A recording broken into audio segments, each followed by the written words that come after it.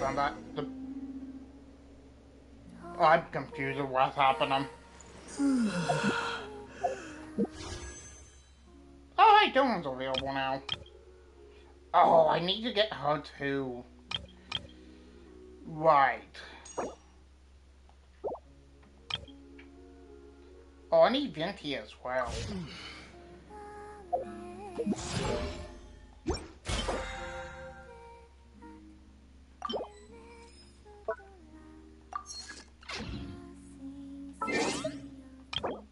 Oh. They really need to change that.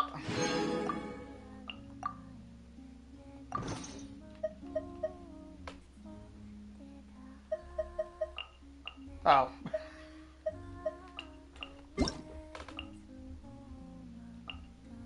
Thanks, Paimon, or whoever that is.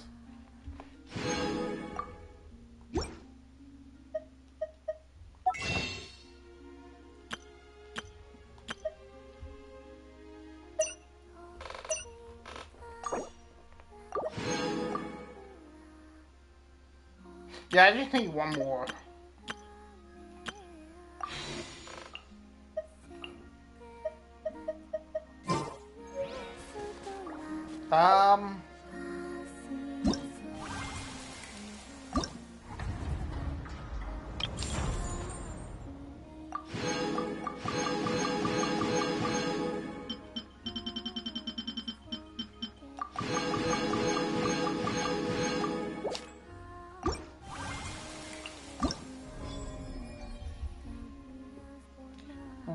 Right.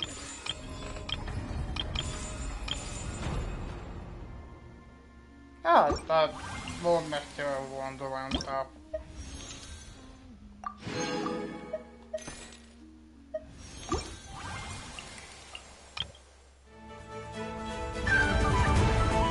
Oh, don't.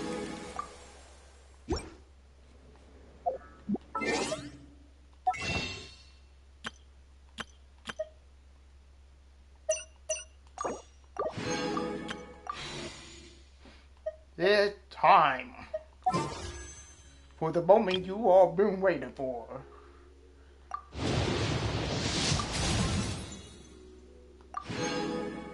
Wow.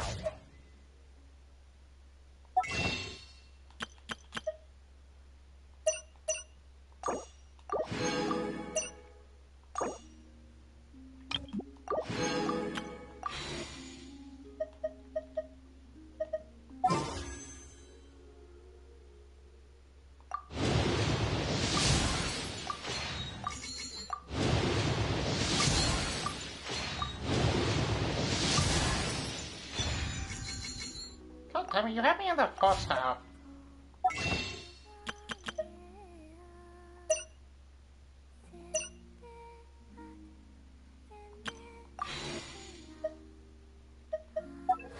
Hello, Bennett, but like,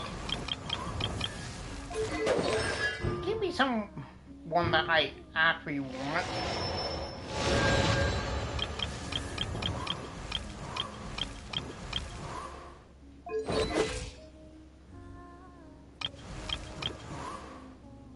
Oh, shit, that's right.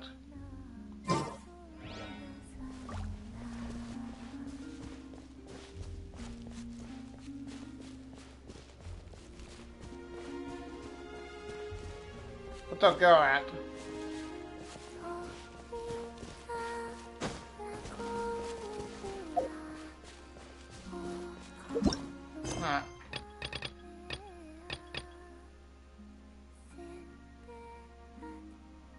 Oh, right, I forgot about that.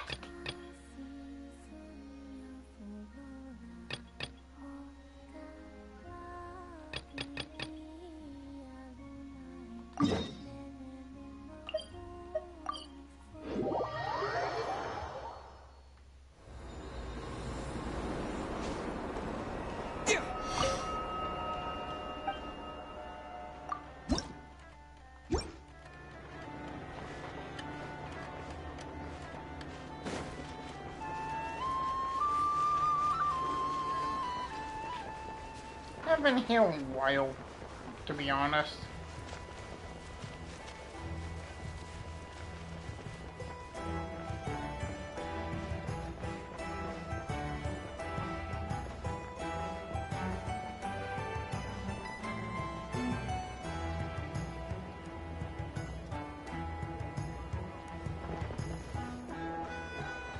Catherine! Thank you for waiting. I finished checking your adventurer handbook. Here are your commission rewards. Oh wait, what are we trying to do here? We have no other urgent commissions on the books at present. Thank you for all your hard work lately. Perhaps you two could consider taking a vacation. Amazing! Paimon never thought we'd end up having downtime and not cry. Things were pretty hectic when we first got here. Everywhere you looked, it was either the wild hunt causing chaos or the Vatui stirring up trouble. It felt like this whole region was one giant slime in a barrel, ready to go boom at any moment. Sure have. Things were looking pretty dicey, but in the end, we managed to turn it around. Whoa! Paimon just got deja vu! What? Oh, that's right. It's because we've done this like a million times now. Fair enough. Ah, yes. Are you two aware that the Moon Prayer Night is soon to take place? Oh, yeah! Llama told us that was coming up soon. Oh, okay. That's right. Why do you mention it, though? Do people in Nasha Town celebrate it, too? Paimon thought it was just for moon goddess worshippers. You're partially right. Most people in Nasha Town just see the festival as an opportunity to do business. They do not concern themselves with the religious element. The festival was first celebrated by the Frost Moon Scions. On this day, they would wear moon prayer blossoms and celebrate the birth of the moon goddess through song and No, dance. weird. They would also prepare food and handicrafts and give them as gifts to others. Over time, it became Nod Cry's most lively festival. Oh, sounds like fun. Sure. Great. Well, in the meantime, since Catherine doesn't have any commissions for us, let's focus on some personal business instead. When we first got here, you mentioned that this was where your spaceship landed?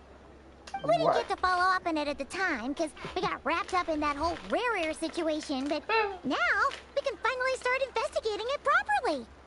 True. Although, Catherine right now, she probably don't want to hear this. Well, there's a saying Paimon's heard around these parts, which goes, if you lift up a rock, you'll find something you weren't looking for. By that logic, you'll never find what you're looking for while you're searching, but the moment you stop looking, it'll jump right out at you.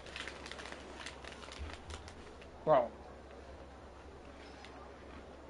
I told you about from out here. Oh, okay, that's really weird. Could be worth a try though, right? Anyway, Paimon suggests we focus on other stuff we want to do for now, and just keep an ear out for spaceship-related intel as we go. Fair. True, I had to go out the cave. I had to, like, install a,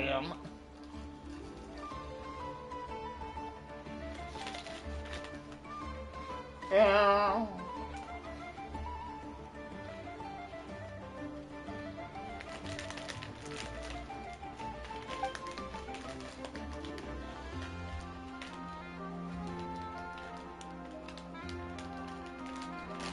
Every time.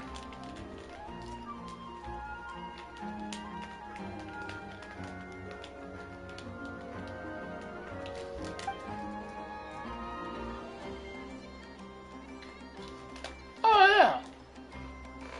That's all you have, man.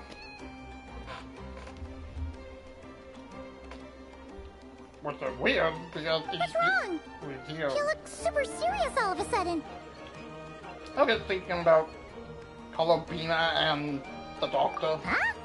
Paimon gets why you'd be concerned about Columbina, but what does the doctor have to do with anything?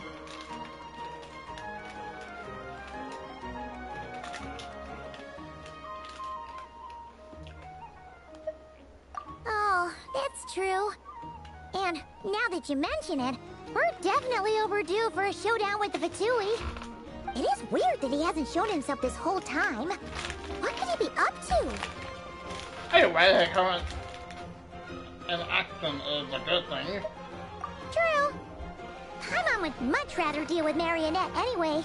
She says the meanest things, but when it comes down to it, she doesn't seem like a bad person. Maybe it's the pressure of being a Fatus? Especially as a Harbinger. Does she feel like she's gotta act tough to keep up appearances or something? But, baby? You know, that's a weird question, Paimon. But then, every time we headed out with Rarier, she always wound up having to repair Polonia and her other robots. Yeah. That's gotta sting. Losing face always hurts more for people who care a lot about their image. She's probably still furious about it. You might even heard that. What? Relax! She's not even here! Huh? What's the matter? Oh, nothing. Sorry, we'll be on our way now. Why? I Where are forgot. we again? Oh yeah, Columbina? Right, yeah. Let's go see Columbina.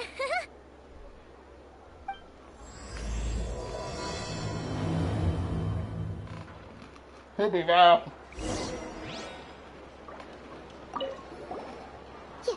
You won't snitch on us, will you? I'm not entirely sure what you're talking about. But rest assured, I protect client and adventurer confidentiality as a matter of I principle. love all. Phew, that's a relief. Paimon does not want to get an earful from her.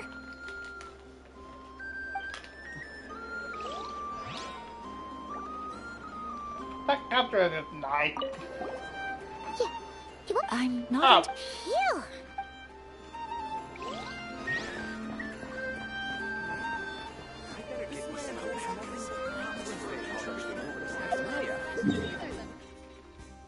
Oh.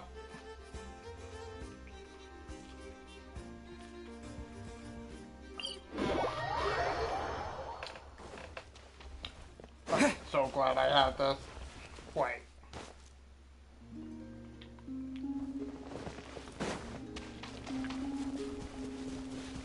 Oh, there she is.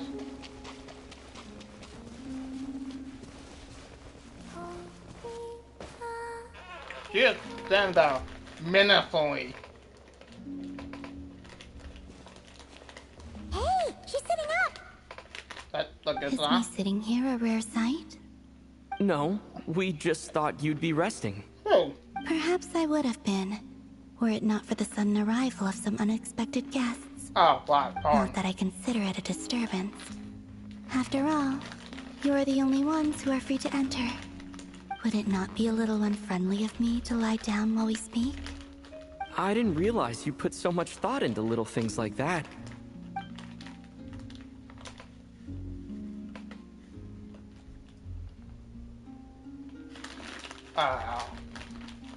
Only sometimes. There have been moments lately where I think about you and your companions. Huh. They are warm, mysterious, and cozy memories. Very few of my past memories are anything like that. I would assume that thing is just off. They say that travelers return home bearing bags full of souvenirs. But my luggage was empty, and I believed it would stay that way. Return home? So, you're still planning on returning to the moon? Yes. This planet continues to reject me, reminding me that I do not belong here. If I remain in Teyvat, there will come a day that I disintegrate. And I don't mean reduced to dust, or turned into food for the flowers. I mean, I will cease to exist entirely. I'm sorry, Luna, is that... I mean, Uno, is that you?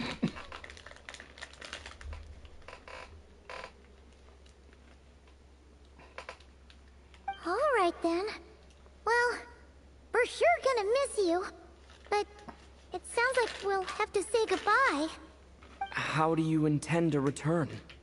The moon prayer night is soon to arrive. On that day, the moon will be closest to Teyvat. The Kuvaki in this land will reach its peak at that time. I merely need to grasp the tide, and with relatively little effort. Oh, Paimon gets it! It'll work like a slingshot! You make it sound like she's gonna get blasted up to the moon. If I did that, I suspect I would crash into the false sky. I will be using a much gentler approach. But I do like the analogy. It's fun. Nah. You see? She gets Paimon's sense of humor. In the blink of an eye, the time has come to part ways. Again. It does feel that way, doesn't it? Time seems to fly fastest when you are enjoying it. I have always thought of myself as a wanderer on this earth, and it has never expressed any desire to keep me here. Yet, just as I plan to depart, it tugs at my arm. Is this a gesture of affection? Or is the world mocking me? Oh. Were you hoping I can answer that? Yes. You are a traveler, so you must have a lot of experience in this area. Then, what I would say is... enjoy the moment. That's right! Don't overthink it! Happiness is happiness and joy is joy! The point is to enjoy it, not analyze it! I see. Then what I would say is, even though I am very tired right now, I am still happy. I can't tell from the tone of your voice. Oh, really? You don't think I sound happy?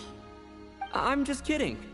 I could tell you were in a good mood today from the moment we saw you. Ah, a joke. Albeit not a funny one. Anyway, I assume you're here about you-know-what. Give me You your know hand. what? Actually, it's not that. There's something else we wanted to discuss with you. Oh. Then, do you still want to give me your hand? Or not? Sure.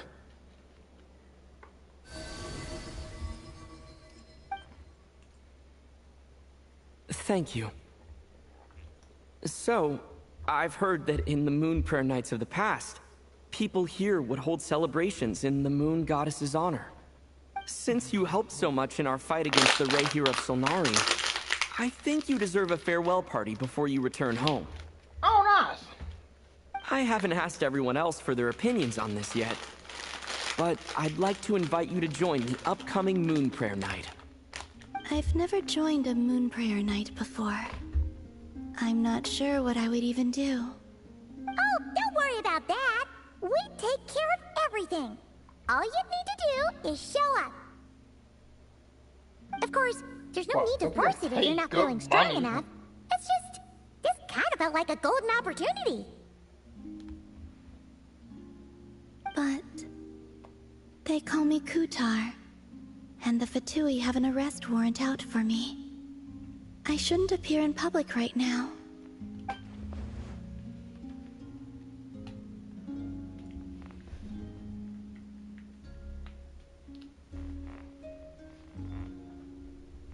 I'll make it work. You have my word. Yeah, we got your back. Well, he does. Paimon's actually not too sure what he's planning. All right, if you're sure. I will not refuse your invitation. I suppose it wouldn't hurt to pack a few more sights from this world into my suitcase before finally learning what my homeland looks like. Oh, if you see Lauma, please tell her that my answer to the question she asked me is neither yes nor no. Rather, it is, there is no need. That was kind of cryptic, but sure. Guess it's between the two of you. We'll pass along the message. Bye for now.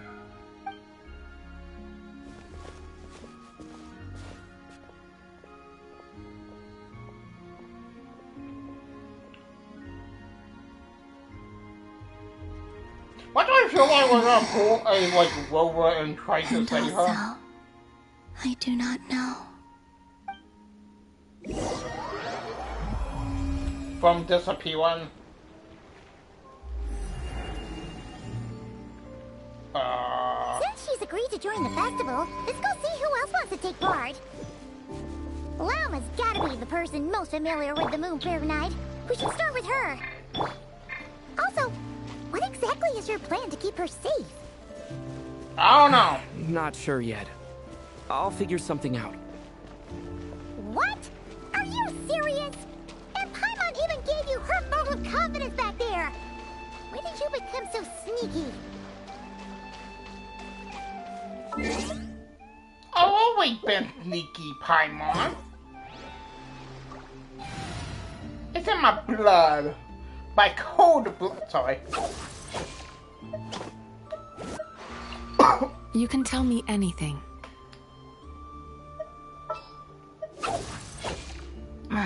Don't tell me they did it again. Oh, interesting.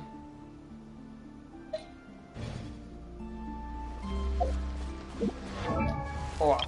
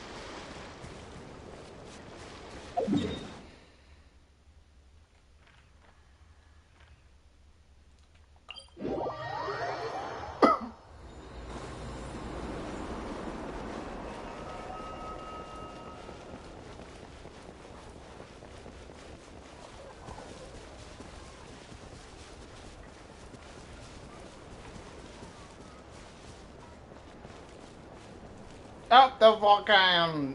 Hey, Llama! It's Llama. us! Huh? Varka? What are you doing here? Beats me. I had a bit too much to drink last night, and when I woke up, I was on Hisi Island.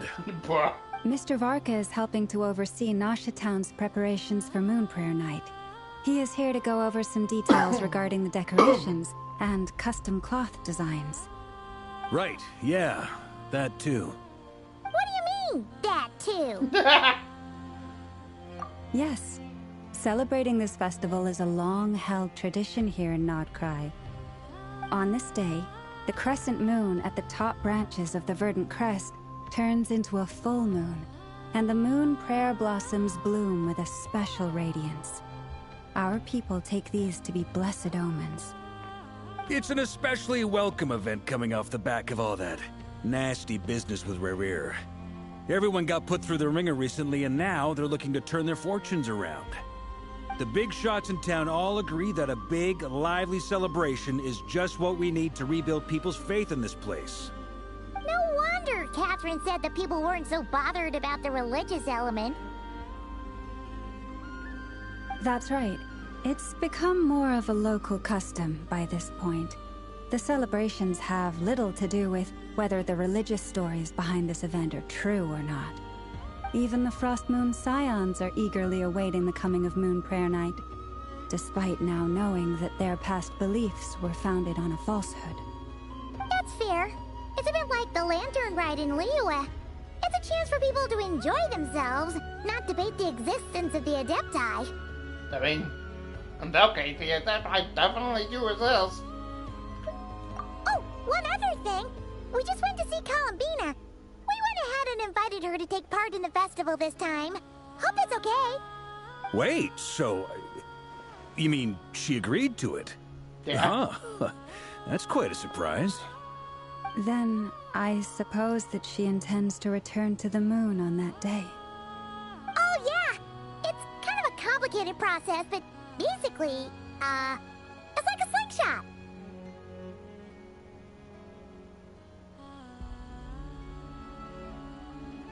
I understand. In truth, I had a feeling that she might make such a decision. Well, if Kutar has decided to participate in the festival, we should prepare accordingly. Yeah, exactly. She was saying how it could be risky for her to show her face in public. We were wondering if there was any way we could hide her. Unfortunately, the people who carved the statues did an excellent job of capturing her likeness. It would be very challenging to hide a goddess whose face everyone is so familiar with. Darn! We may have bitten off more than we can chew here. Nah, don't sweat the small stuff. We can handle that. Huh? Are you saying... Not as such, no, but The most important thing with a festival is to keep the mood light and your spirits up. You can't go preparing for a festival with those long faces. You'll never convince anyone to enjoy themselves. The Mondstatter spirit is strong with this one. As it happens, I agree with Mr. Varka.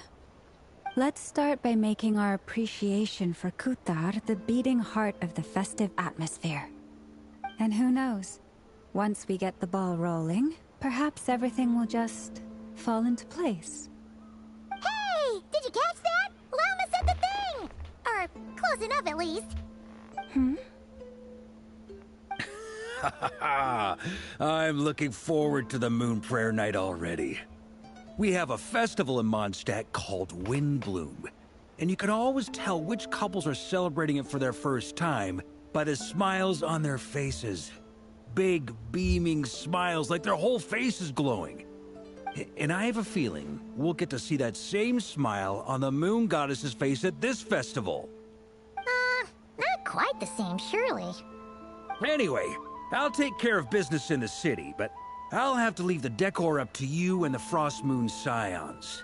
No one else can capture that traditional aesthetic quite like you guys.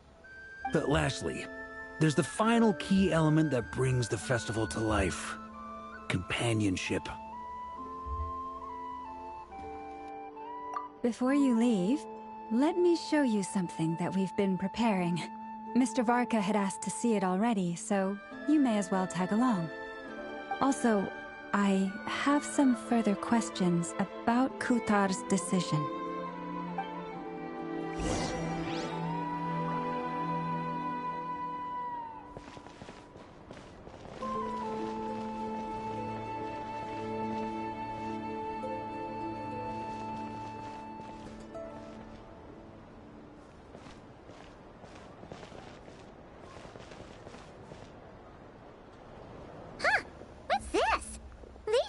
They're having fun.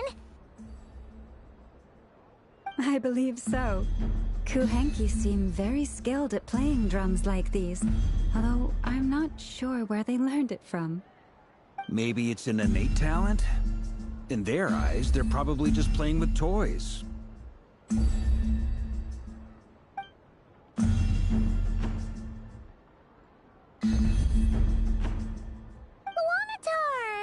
You want to play too?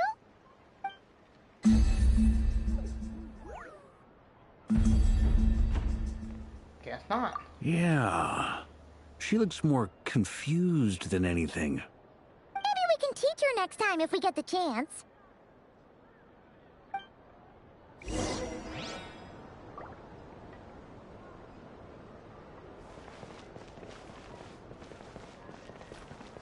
Yeah.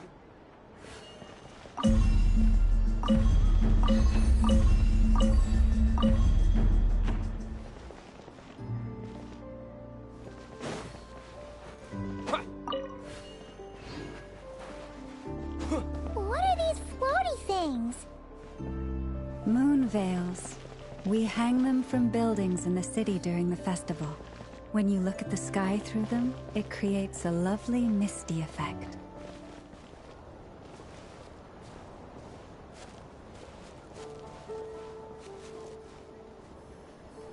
Everyone seems hard at work.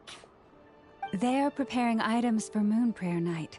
For instance, the sculpture being made over here, Mr. Varka and I were just finalizing the details of where it will be placed. Ah, there she is. I didn't know the finished article would be so large. Not to worry, though. All the necessary arrangements have been made. Just let me know once it's ready, and I'll get some people to ship it over. You have my thanks.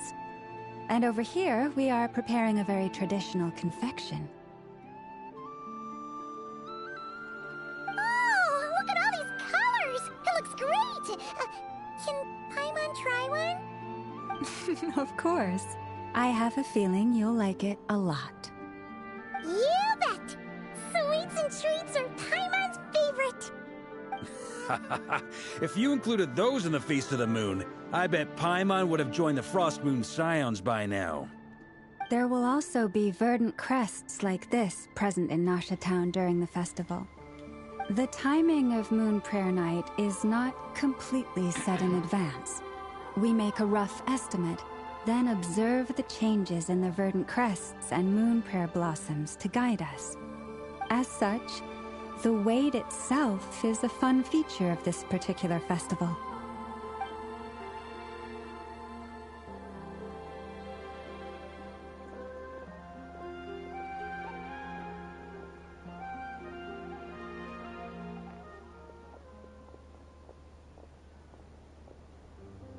Let's talk here. To tell the truth, I am very surprised to hear that Kutar is willing to participate in the festival. I once asked her if she'd be willing to stay with the Frost Moon Scions. I could introduce her to everyone, and we could be a family to one another. She did not answer, but she has not appeared here since. I took this to mean her answer was no. But if that were the case, she would not have accepted this invitation.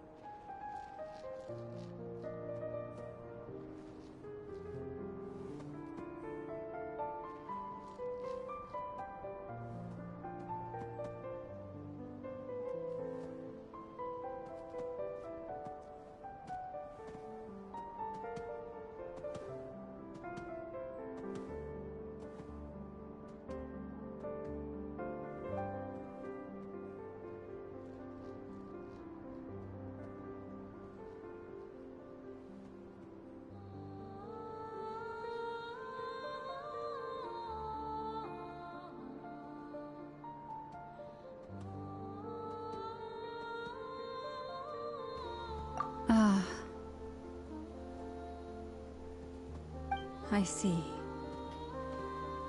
Maybe she is right.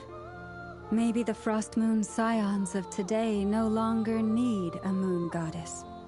But my wish was not for her to come here and be worshipped as a deity. I simply wanted to offer her a place to stay. I'm sure she believes that showing herself here might invite Fatui intervention, and as such she does not wish to cause us trouble. But what really pains me about all this is that this is her birthplace. She ought to belong here, yet no one has been able to grant her shelter. I think I'm qualified to weigh in here. When someone's about to depart on a long trip, what they need is blessings, not burdens. We should wish her the best, not make the journey harder than it already is. Anyway, she's agreed to attend, hasn't she? All we need to do is simply respect her decision. I see your point. Yes, she will soon depart after all. Our job is to leave her with some happy memories. Besides, who's to say her journey to the moon is a one-way trip? It's not like she can't come back and visit if she wants, right? Paimon agrees wholeheartedly. Festivals are all about having fun, so let's keep it simple. All right, I'm gonna head back to Nausea Town soon. Want to come with? I'm guessing you have some other folks to visit there. Sure thing, let's go! Bye for now, Wilma! Thank you all. Goodbye.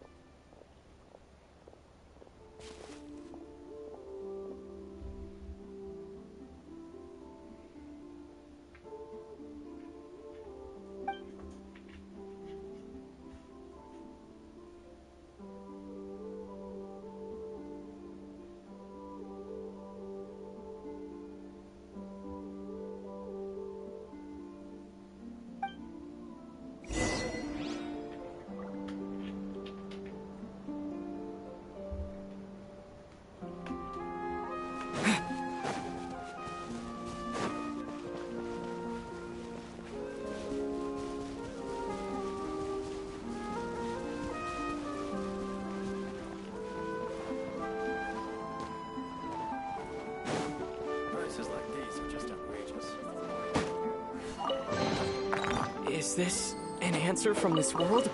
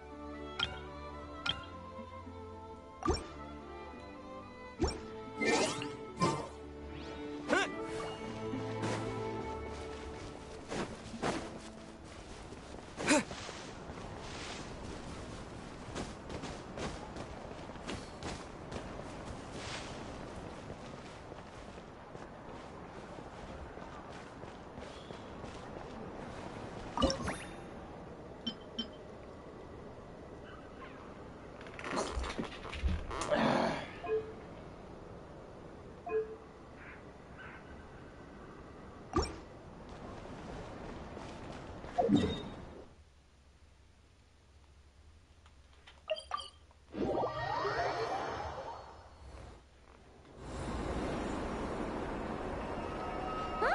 Hey, over there! It's Durin and Albedo with Flints! What could they be chatting about?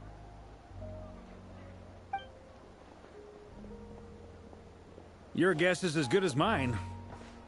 Ah, Grand Master, and the Traveler in Paimon. Hello there. It's been a while. Perfect. We have some new volunteers for our investigation. Wait, let me guess. The righteous Lightkeepers are finally ready to hunt down the Abyssal Dragon? Haha. Yes, that too. Yeah, right! Oh, wait! Why does everyone keep saying that too? Well, to be precise, the facts match, but not the causality. Wait, so I guessed right? Half right! Don't act so impressed with yourself. Maybe I can explain. We ran into Mr. Flint's north of Nasha Town. At that time, we just noticed a few abyssal creatures out in the wild, but the strange thing was, I didn't detect any traces of abyssal energy on them at all. On closer inspection, we realized that they were not real monsters, but something akin to reflections in the water, or perhaps a mirage. Huh? What do you mean? Like, you could see them, but not touch them? Exactly. It was very peculiar. They roared and tried to attack us, but we could not make any physical contact with them. I think I've heard of things like that happening in Nodcry before, but I don't know much about it. Yes, it's a known phenomenon. Mirage-like illusions tend to appear in Nodcry in the run-up to Moonprayer Night. From a distance, they appear quite real. I myself thought that Misters Durin and Albedo were locked in battle with abyssal monsters when I first arrived. But after sharing intel and investigating a little further, we can confirm that these illusions are harmless. There is no great cause for concern. All the Mirage stories I've heard are either animals, rocks, or small houses. Abyssal monsters, though? That's a first. Oh, It's a hello. first for me, too. So I'm planning to look into it further just to be on the safe side. I intend to inspect a few more locations. What about you two? Any plans? Alice contacted me a few days ago. She'd like me and Durin to assist her with an experiment. But we lost contact shortly after receiving the message. I'm sure that comes as no surprise to anyone familiar with her. We don't know when the wind will blow, yet when the wind blows, we will know. That, in a nutshell, describes how Alice operates. Yeah, that tracks. Okay. Well, I suggest we investigate this Mirage business in the meantime. It's piqued my curiosity, and I'm pretty sure I know someone who will already be 10 steps ahead of us. Well said. Right? Whatever's happening in Nodcry, she always seems to be the first one to know. Let's go see what she knows. We can invite her and her staff to the festival while we're at it. Oh, okay, yeah, it is. Well, thinking of it.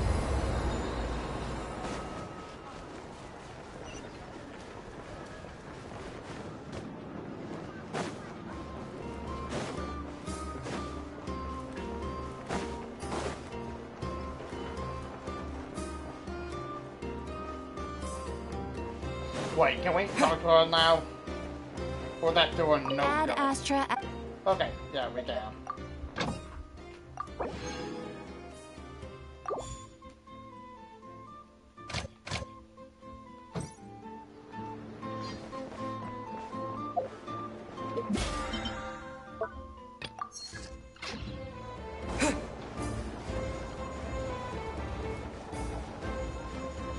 I can see the chat. A reward on the road. I was like looking at this because I'm like, why is there a virtual chat? But I don't see this one. That tracks for me.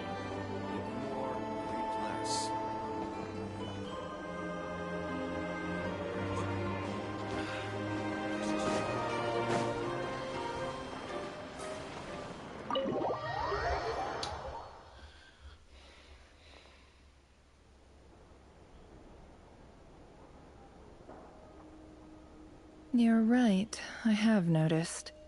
There's certainly something a little fishy about this situation. Only a little, though.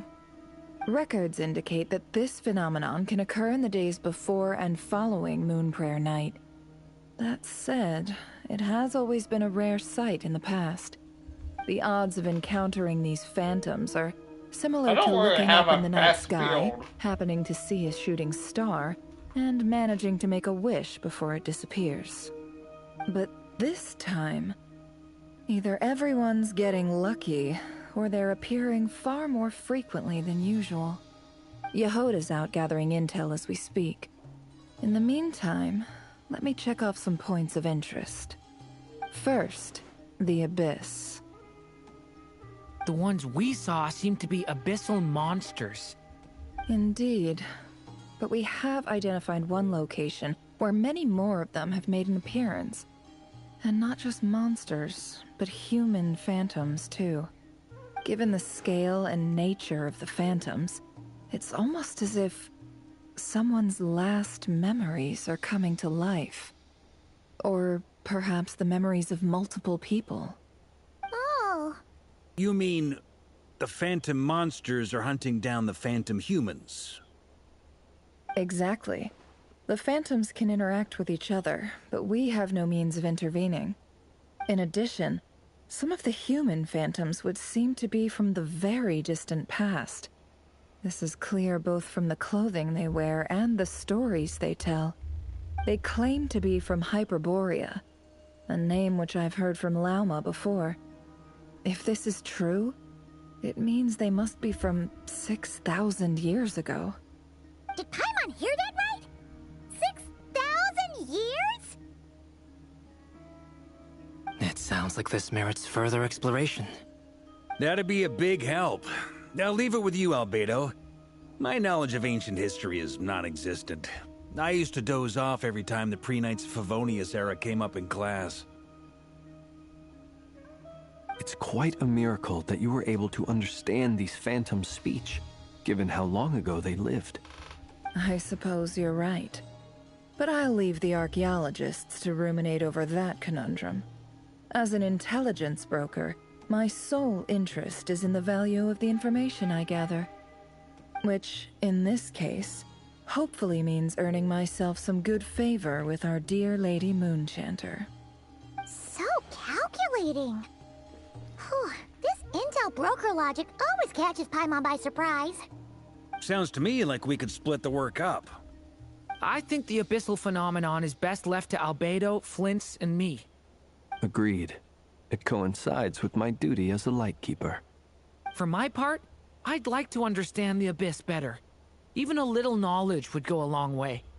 This is certainly a rare opportunity to study the Abyss.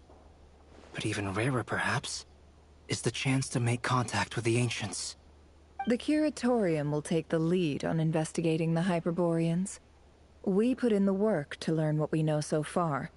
It seems only fair that we get some quantity of exclusive intel. That just leaves our trusty team of 2 unassigned.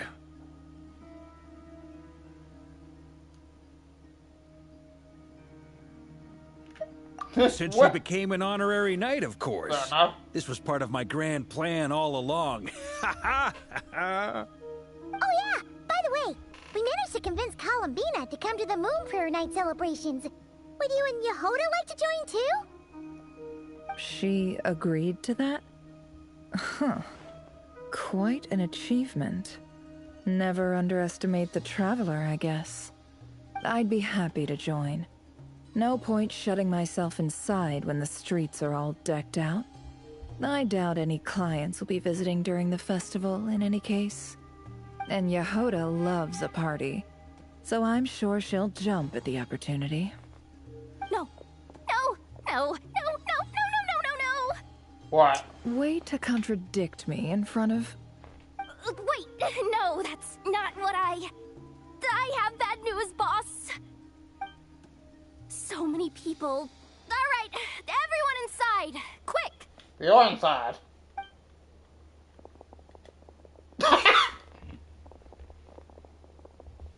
This is gonna sound crazy, but hear me out. I saw one of those phantoms at Star Sand Shoal, and it was some sort of flying ship. What? Where is it? It's probably my ship.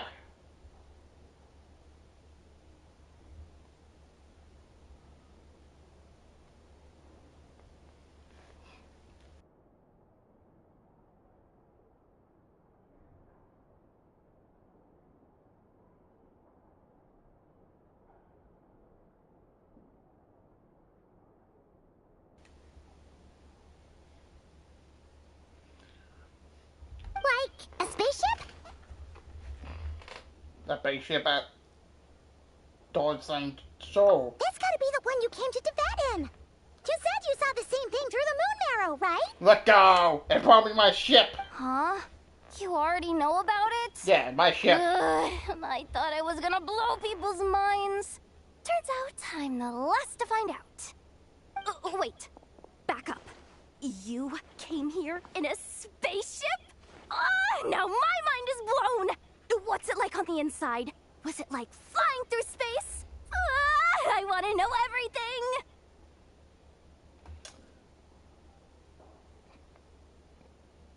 Yep, exactly. Huge discovery. You're the best, second best intel broker in the world. After your boss, of course. Wow. Really? Well, I don't know if I'm all that, but... I guess that decides where we're heading next. Come on, don't look at me like that. I know the spaceship doesn't have anything to do with me, but you don't want to leave me as the only one twiddling my thumbs, do you? Please? Fair enough. You can tag along. In that case, let's meet back here to discuss our findings once we're done. I wish everyone a productive investigation. You too. Look out! My ship is found! Probably!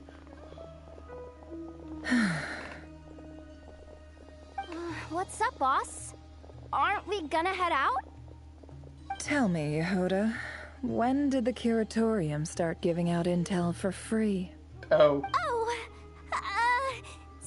Sorry, boss. I mean, to be fair, the intel was always free to me.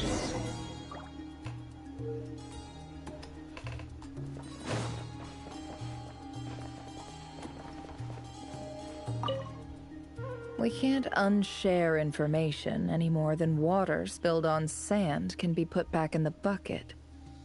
I'll just have to balance the books some other way. Please, boss. There's gotta be another way. Who knows? Depending on what they find, maybe this will work in our favor. Please don't find me. Please.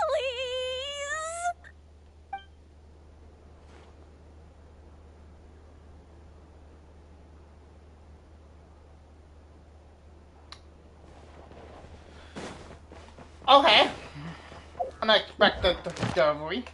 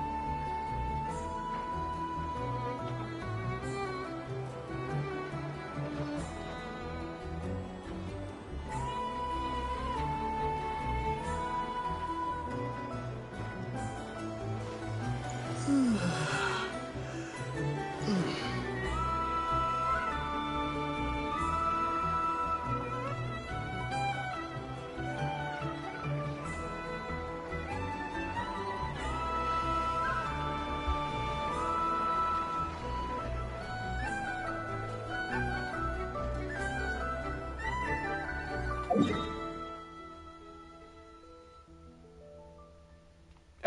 yeah.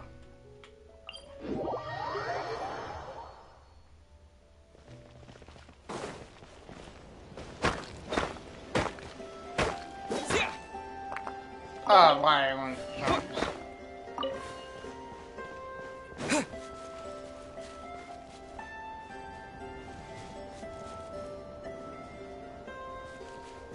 Let go! Well, my there it is! My ship is not really here.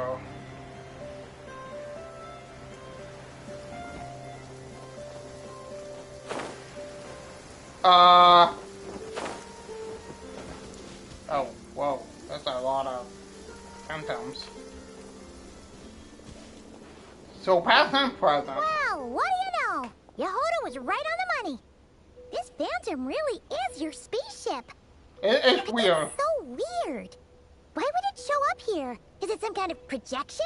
Or a ghost? Like, maybe it no longer exists. But somehow it left an after image? This is confusing me. Ah, you're already here. Miss Lauma, what a surprise. I thought you were busy with festival preparations. I was, until one of our people informed me that a strange sight had appeared at Star Sand Shoal. No one's ever seen something quite like this before. I thought I should see it for myself. Same here. Oh, so we heard that these things appear around the festival period. Any idea why that is? Unfortunately not. We have very limited information about them, since they can't be interacted with. And no human phantoms have ever made an appearance before now. The most we've been able to deduce is that these sightings appear to be connected to the increase in Kuvaki energy around this time. I wonder if there's a phantom version of me in this ship. Yeah, seems like that's all we can do. This is all so confusing. Allow me to lend you a hand.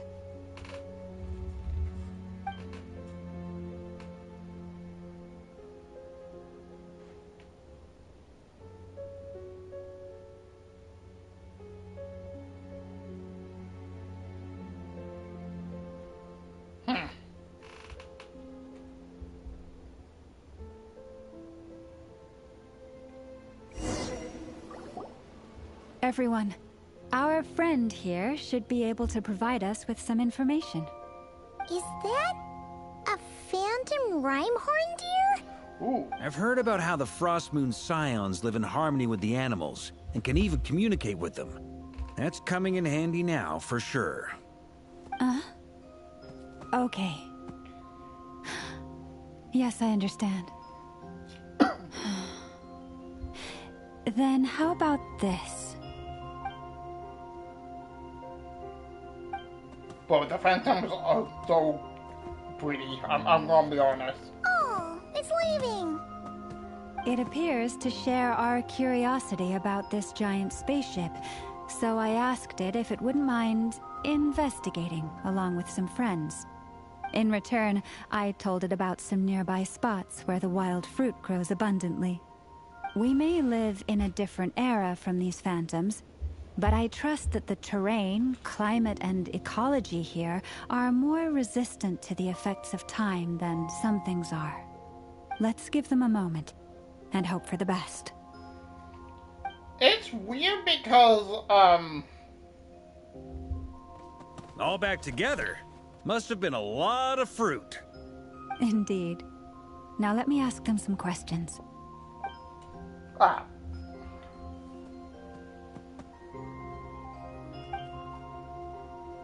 It did find a lot of wild fruit, enough for them to feast for a long while. This puffin circled in the air several times, but didn't spot anything out of the ordinary. Certainly nothing to do with the spaceship. Huh. Well, it definitely makes sense to get a bird's eye view.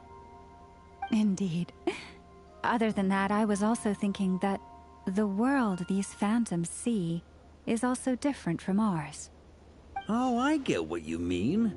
The wild fruit exists in both times and spaces, but there might also be things that only exist in that space-time, which we can't see. Somebody can only see fragments. Good point. Great thinking, Loma. Blunthorn rhinos can use Kuvaki to shift great rocks. But this one says it couldn't get that ship to budge by even an inch. Huh. The sniffer mole tried too, but despite being a skilled digger, it could not get through. They say that the spaceship looks robust and undamaged. It seems completely impervious to any and all attacks. Whatever lies within is well defended from harm. So, like just like us humans, there was nothing they could do about this spaceship either. Yes. Still, they deserve our thanks. We are grateful for all your efforts, dear friends. Now go, and enjoy your feast. Enjoy your feast of that time. I've noticed some other human phantoms gathered nearby. Come on, let's go talk to them. Right, that could help.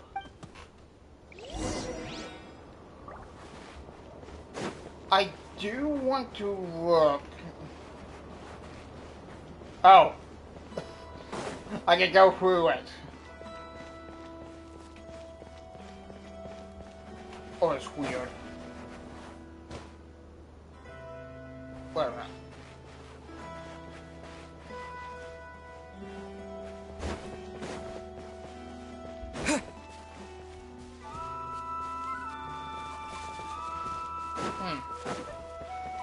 Yeah.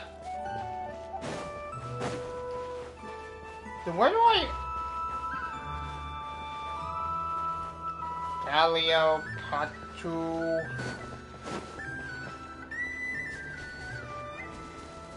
I like how they can see us.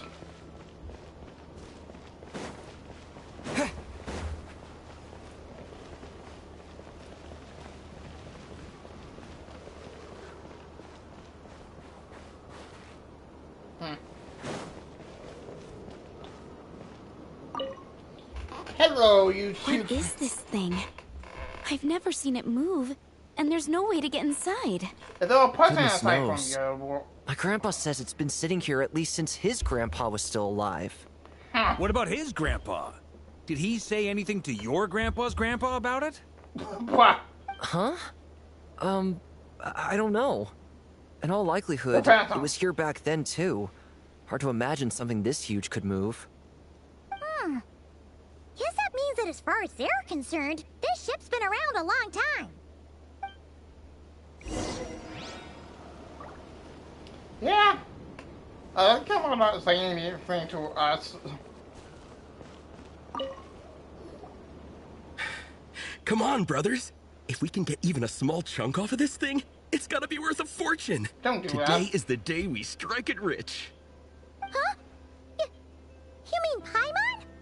Yes, brother, I shall join you. Let's make our fortune. Walker. We should go with them. What the? This thing is crazy tough. I can't even scratch it. What's it made of? Sorry, brother. Looks like we'll have to seek our fortunes elsewhere. Enjoying yourself? Yes. I was just seeing if I could influence this phantom's perception by playing. But nope, no dice.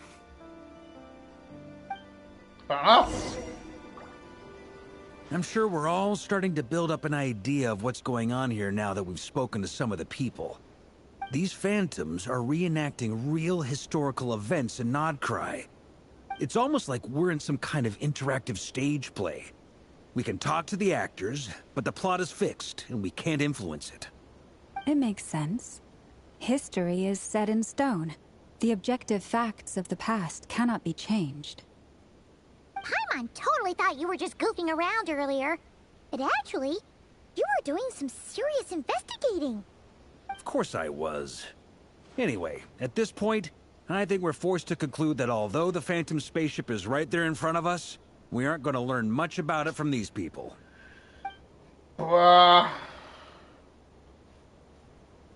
yeah, true. Maybe we can wait.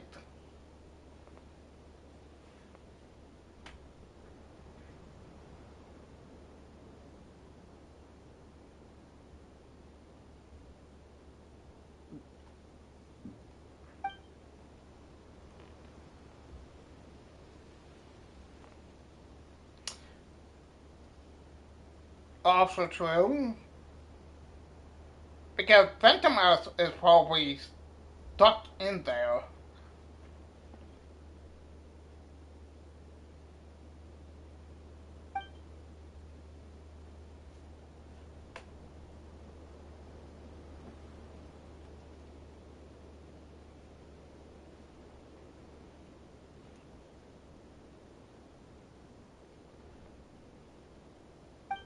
Don't be discouraged.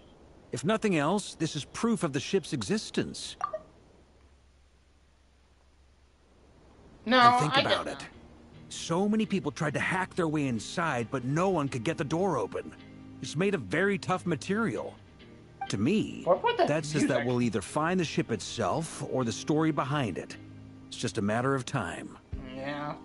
Time Varka. Huh. Every now and then, when Varka gets serious, he actually does seem like Grandmaster material for once. What? I wonder how the others are doing. Let's head back for now. Sounds good. Also, drinks are on me if Team Knights of Favonius is the first to finish. Hell yeah. We have a team name now? I mean, we all Favonius at the point. Team Knights of Favonius as well. You're very welcome to join. We've even got a cathedral ready for you. Oh. Isn't that technically blasphemy? You wouldn't dare make a joke like that if Barbados was in earshot. Nah, I'm sure Barbados doesn't mind a little harmless blasphemy once in a while.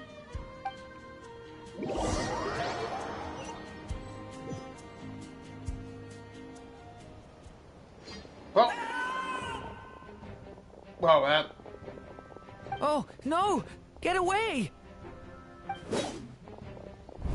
Oh. Yeah!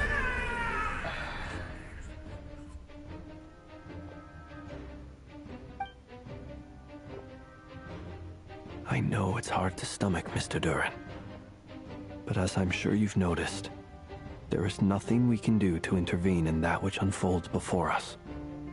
But we have to at least try. And try you have. But are you aware of how many unsuccessful attempts you've made now? I wasn't keeping count. I'm afraid this is the 39th failure so far. Or the 5th if we're only counting this particular victim. There are no indications that these phantoms may be altered in any way. You seem to have calmed down a little. I'll make us a fire. You should rest and have some water. Feeling any better now, Mr. Duran? May I ask a few questions? Be my guest. What exactly are we witnessing here? What happened to those people? My guess would be that we are seeing Nodcry during the Conrian Cataclysm. Would that be accurate? Conria. That is correct. As you know, once the Abyss senses even the tiniest crack, it floods in and spreads like wildfire. There was a time in the distant past when it permeated all of Nodcry, causing immeasurable harm. The people paid a terrible price to heal this land. Then, 500 years ago, the whole of Teyvat suffered an abyssal disaster. Once more, Nodcry was dealt a devastating blow. I see. In the face of the abyssal onslaught, all were like grains of sand tossed around by a tidal wave. Be they human, fae, or god. The moment you witnessed is but one drop in a whole ocean of catastrophe. All right. I guess that answers my second question, too. I wanted to know why there's nothing I could do to help them, and that's because what we are seeing is history. That would be my guess as well. As I understand it, history and fate are not all that dissimilar. The latter may be unseen to us, but both are immutable. Yes. Fate was determined long, long ago. I still have a couple of other questions for you, Mr. Flint's. You mentioned more than one abyssal disaster that has struck this land in the past. how can you be sure that what we're seeing is from the Conrian incident? And also, how are you able to stay so calm when you're talking about these events? From everything I know about you, you're not cold or ruthless, and you're not indifferent to the suffering of others. Alas, I am forced to show my age. I must be 600 or 700 years old by human measure. Wait, so you... One is not easily moved by history when one has witnessed the truth firsthand. I'm sorry. You needn't apologize. Your passion is a good thing to have. Treasure it, because someday you may find it in terribly short supply. Now, at the risk of offending you, I have a question in return. Your curiosity toward the Abyss, is it born from hatred or because you sense its call? I only ask because I kept a fragment of Rarir's body in my lantern for a short time. Specifically, his heart. So I know what a burden it can be to carry the Abyss with you. And I hear its power growling from somewhere within you. In my eyes, your mere existence is a miracle. My honest answer is... I don't know. I don't think I have the confidence to say for certain. What I will say is the Abyss is not the only issue that haunts me. Even before I became who I am today, the question dogged me constantly. Should I even exist at all? My doubts remain unresolved. But when we fought Rarir, something became a little clearer to me. Sometimes it is the darkness within us that allows us to achieve the impossible. I certainly got the sense from your 39 attempts that you were trying to achieve the impossible. It sounds like you've resolved to see the truth for yourself. Absolutely. In that sense, he and I are quite similar. Then I wish you every success. I look forward to the day of your transcension. Well, if everyone's caught their breath, I suppose we should head back. Oh, and one last thing. I'd appreciate if you kept our discussion about history a secret.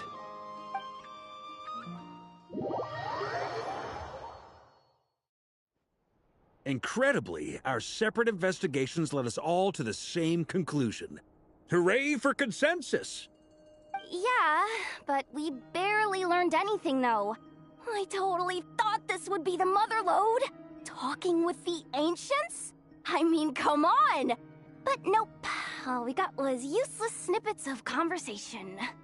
And all this stuff about moons and hyperopia.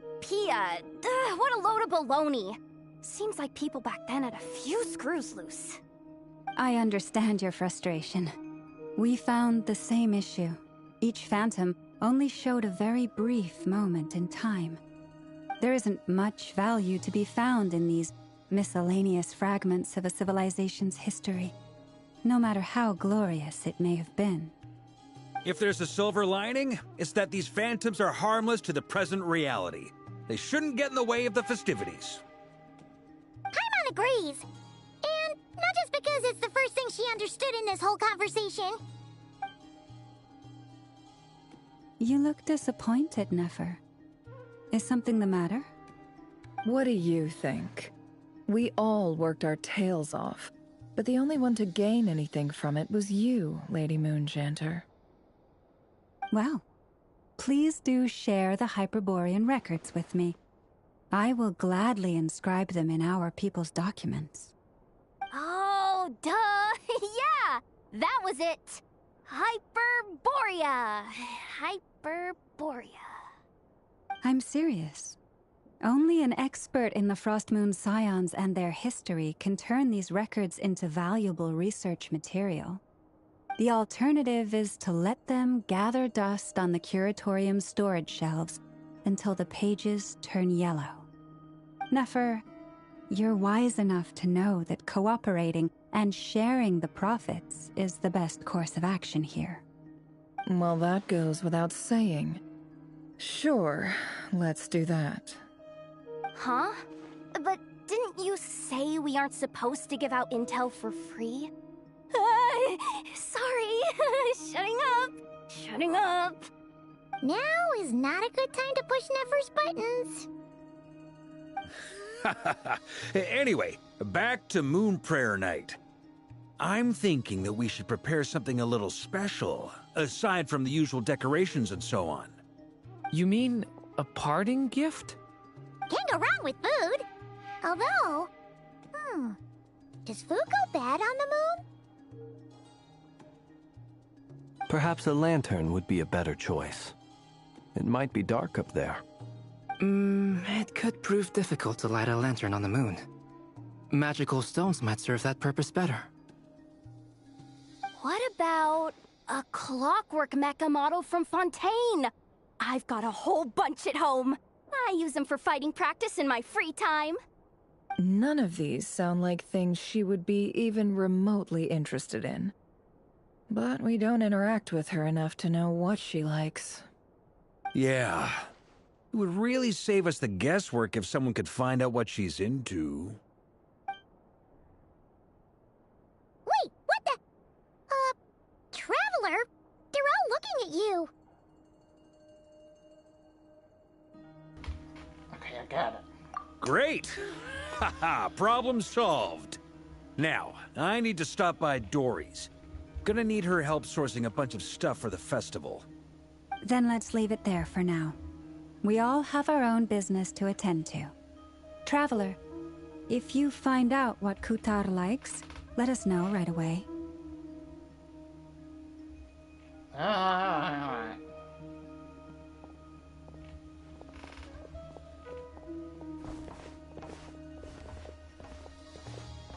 Is something the matter?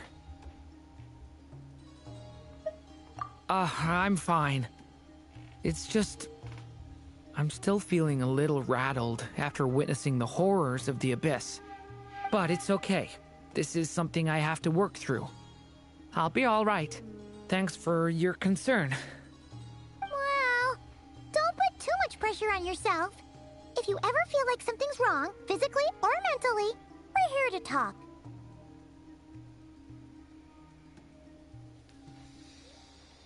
Come on. Stop treating me like a kid.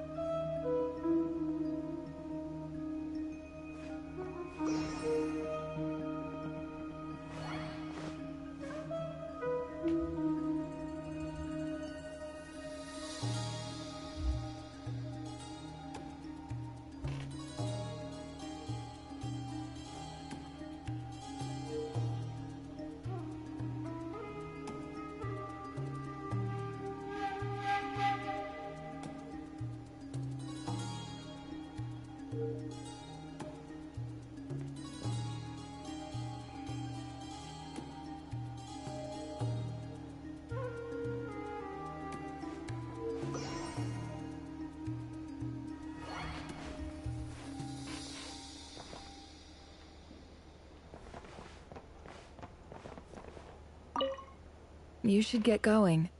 It's important that we ascertain what Kutar likes.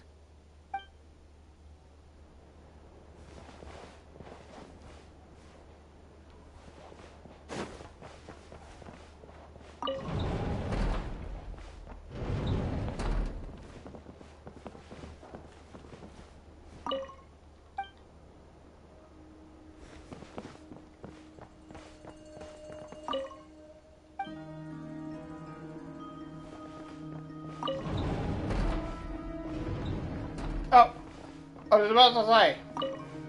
Could you do me a solid and try to smooth things over with Boss Neff? Which is why we need a lantern guaranteed to work on the moon. Yes, I have a few ideas, but the lantern itself is the easy part. The real issue is how little we know about the lunar environment. Wait, you two are serious about this? Let's just say I'm intrigued by the shining magical stones that Mr. Albedo has mentioned.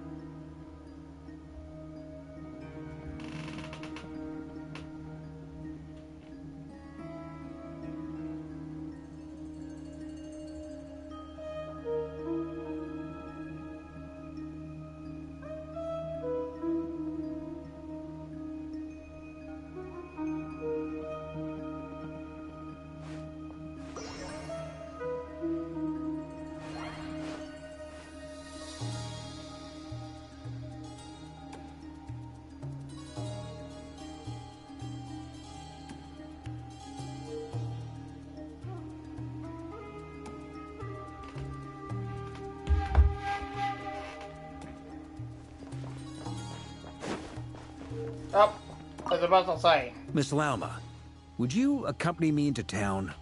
I think it'd be best if you saw the Frost Moon Scion's decorations for yourself. Very well. Let's go.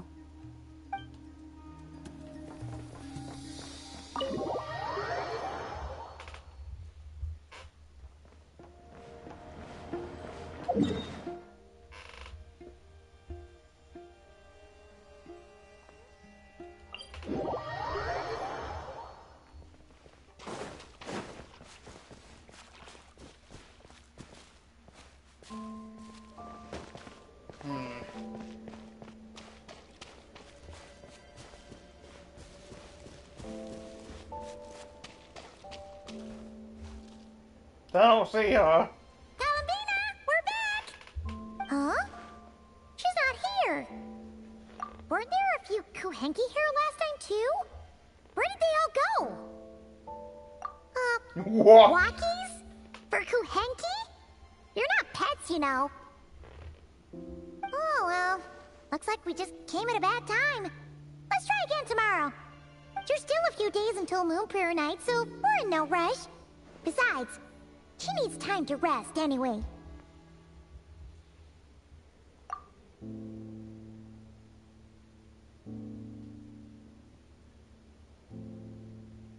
Why did you want... Columbina! Are you back yet? Oh, how strange. Looks like she still isn't here.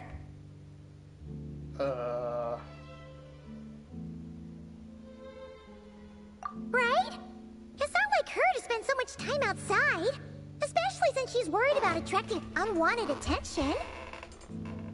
What about Luonatar? Luonatar, you there?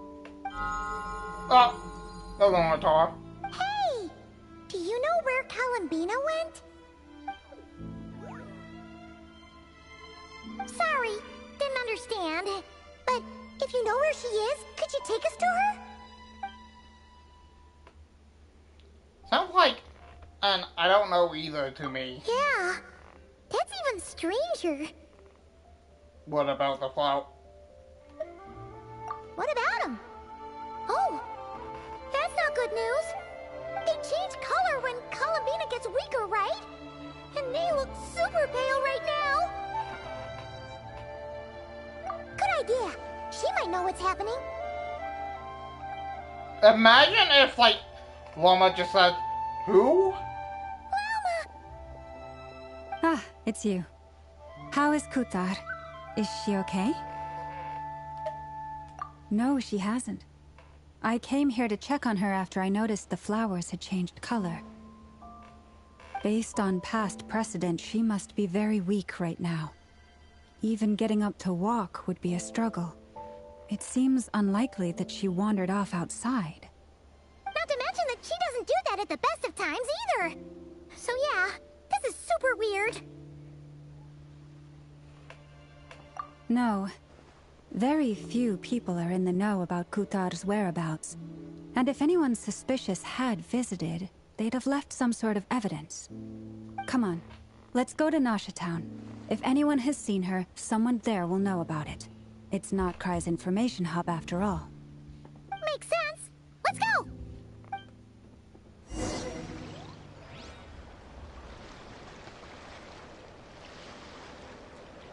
Let's see, chat and I play to it. And I, plays.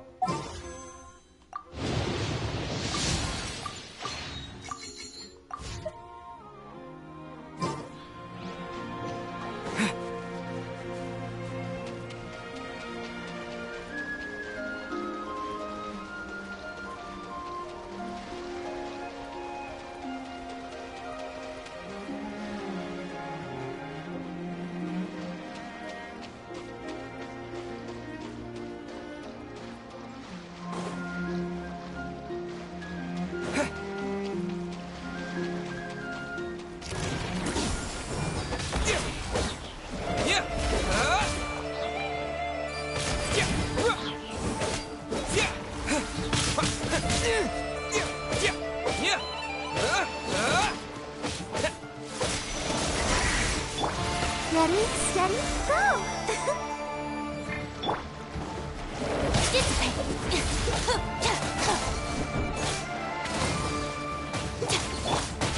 Time to relax.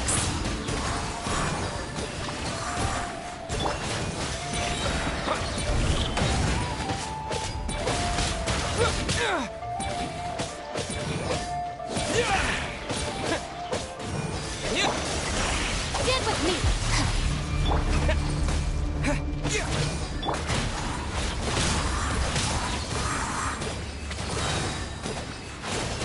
Bad dreams be gone.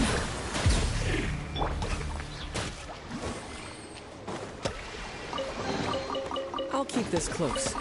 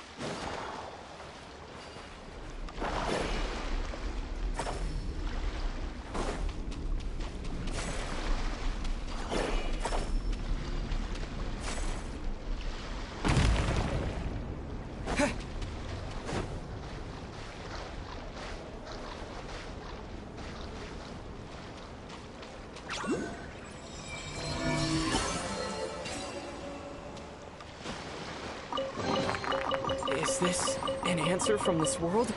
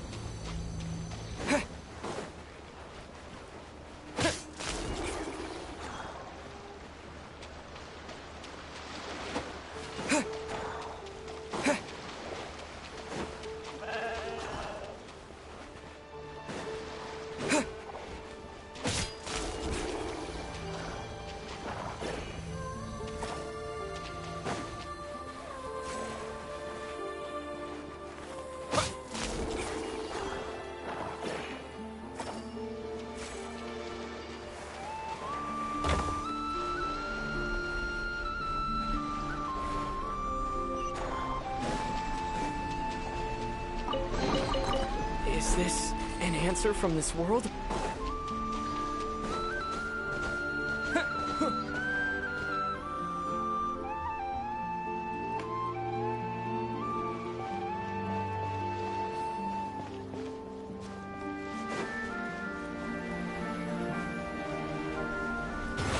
Ah!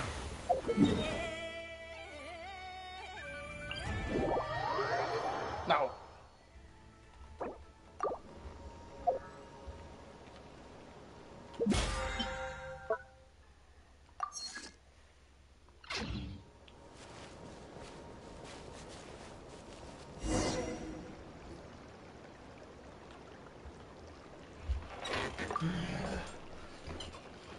I need to enable focus mode.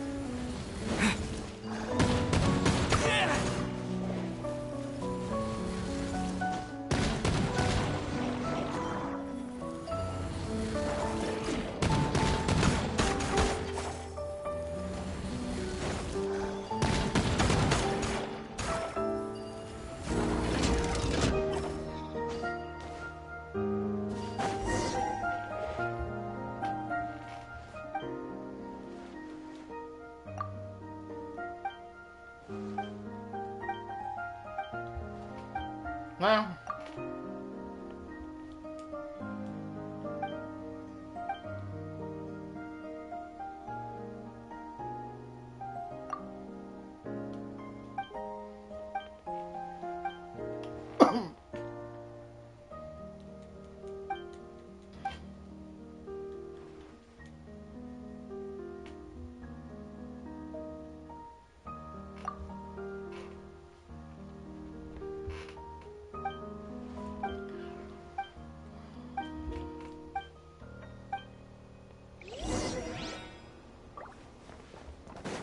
Anyways.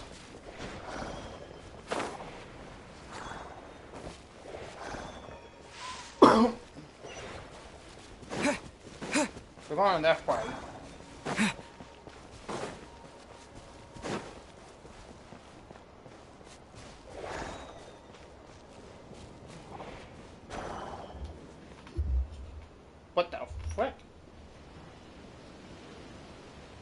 moment. Is it just Paimon, or is this stall kind of suspicious? It's never been here before, right? No, I don't recognize it.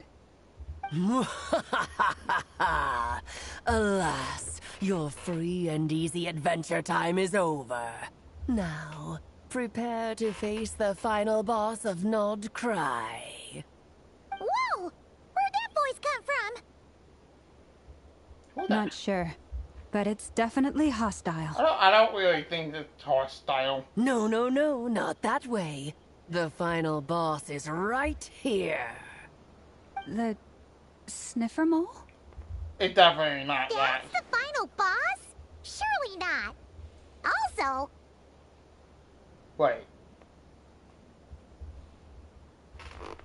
Wait, who's like playing again?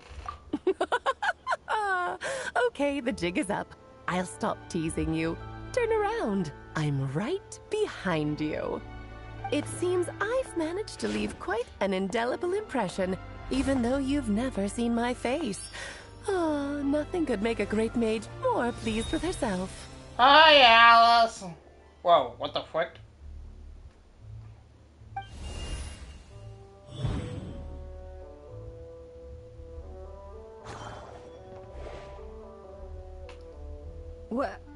What is going on?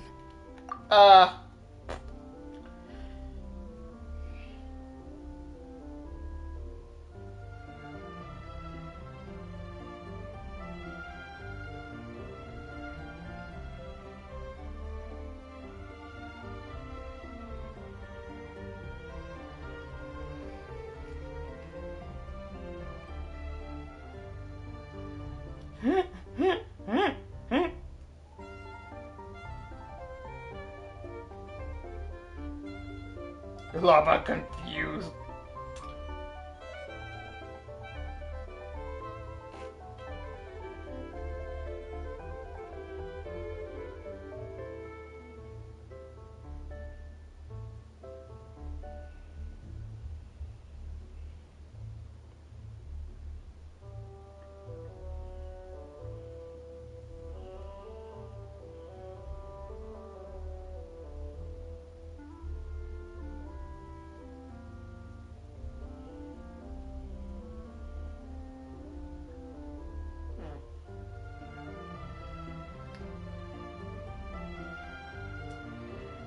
Oh, Llama.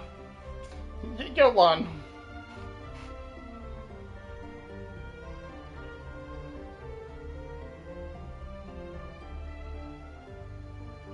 I've heard that all the big shots in Teyvat have long, wordy titles that stun people speechless when they make their entrance. Unfortunately, none of them are affiliated with the Hexenzirkel, and we ourselves keep a very low profile. The notorious name-dropping doesn't quite work for us. Still, I, for one, think I'm really quite amazing. So that didn't stop me from coming up with a title anyway. Alice? It's really you this time? Not a lantern or a Dodocone? Oh, yeah. Alice in the flesh? Oh, that's right. So, what do you think? How does it feel to finally meet me? You look like... Clean. I'm not gonna say that because... Don't... Oh, that's the first thing you thought. A little surprising, but that actually makes me very happy. Because that means that when Klee grows up, she'll be just as stunningly beautiful as her mother. So she's a friend of yours? So... yeah! Kind of. This is actually the first time we've seen her in person. She's the mom of a friend. So to speak. I see. Madam Mage, that was, quite a powerful entrance. I certainly won't be forgetting it anytime soon. Oh yeah, she's also like the teacher of another person we know, but it's okay, Llama, don't force it. Paimon will do the honors. This is Alice from the Hexenzirkel. She's a friend of ours. And of Arcus, too. Yeah, she helped us a lot in the past. That's right. She's a good person, just kinda unpredictable. Well, what is the human heart if not unpredictable? Hmm? If we could not do as we please, how would we differ from machines? I am Lauma, Moon Chanter of the Frost Moon Scions. Also, it is a pleasure to meet you. Oh, I know. Before you got here, I spent a good, 15 minutes getting up to speed on Nodcry's present situation. In other words, I've read the whole in the last episode part, so we can skip the pleasantries. Fair enough. Well, Miss Alice, I can already tell that you have quite a unique personality. You'll get used to it. Paimon sure is. So anyway, what are you doing in Nodcry, Alice? Oh, I thought I told you already. This time, I'm the final boss. And what a formidable foe I shall be. Powerful, confident, decisive, and good luck finding my weak spot. You will never succeed. I'm gonna put a formal request for you with a daughter? Oh, drat. My one weakness, and you found it in an instant. Fate has been dealt a devastating blow. Thus falls the great Dodo King. Why are you playing along with this nonsense? For funsies, of course. What's wrong, Paimon? Are you disappointed in me? Am I a gigantic letdown? No, it's just... You seem like a busy lady. And this is the one time you've shown up in person. Paimon figured it would be for something more high stakes than just goofing around. You're quite right. I'm here in Nodcry because something big happened. Something big enough it caught the attention of the Hexen Circle. It concerns the 3 moons, Tevat's borders, and of course, the moon goddess you are currently searching for. Oh, do you know what Colabina is? Kind of. Why don't we discuss this over a pot of tea? Bah. My main reason for coming on this trip to Tevat was, of course, to have some fun. But I do technically have a job to do as well. Namely, maintaining the stability of Tevat's borders. I'll skip over the complicated parts, but to sum it up, abyssal energies are all that lie beyond Tevat's border. We'd find ourselves in a real pickle if they ever made it through. And the phantoms you've been seeing are a sign that the border has been disturbed. No wonder they tend to show up around Moon Prayer Night. Is it because the real moon is now so close to us that its power can cross the border? In part, but only a negligible amount passes through. Just enough to influence the verdant crests and so on. And as you've noticed, there has been an unprecedented number of phantoms appearing this year. The influence of the moon beyond the border cannot explain this. No. There is another far greater factor at play. The trilunar syzygy. A trilunar syzygy? Oh, a what now? Eons ago, before the heavenly principles came to Tevat, it was the then 3 moon goddesses who controlled the laws of this world. You're talking about life, death, and such, aren't you? That's exactly it. The 3 goddesses split these powers amongst themselves, promising never to consolidate them into one singular body. This was meant to keep the world stable. But, fast-forwarding to the present, the eternal moon's marrow is with you, while the iridescent moon's marrow, which should never have appeared in this world, has been retrieved. Add that to the presence of a moon goddess in the flesh and... the power of all 3 moons is gathered here in Nodcry. There hasn't been an event like this since the War of Funerary Flame. And it's having a noticeable effect on Tevat's borders. Because I wish to give my darling daughter a peaceful, sunny environment to grow up in. Bam. Is that a good enough reason? Kinda sounds like you're dodging the question, but it does make sense. Well, that's one reason anyway, and the most important one. The others are a little complicated to explain. For instance, cleaning up after dearest Miss R. Miss R again? Albedo could tell you more about that if you're curious. But right now, I have a more important question to ask you. Why are you collecting the moon marrows? Oh yeah, Calvin wants the power to return home. I see, I see. Nicole told me about that legend once. Nicole? Nicole? You mean Niche Anne? Oh yeah. Oh, so you remember. Oh, right. We heard her voice in Fontaine. Yes, of course. That was a story about fate, her area of expertise.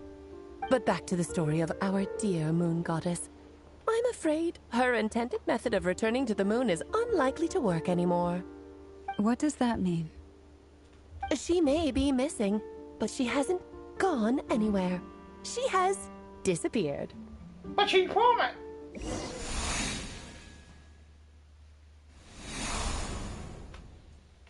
Oh, there she is.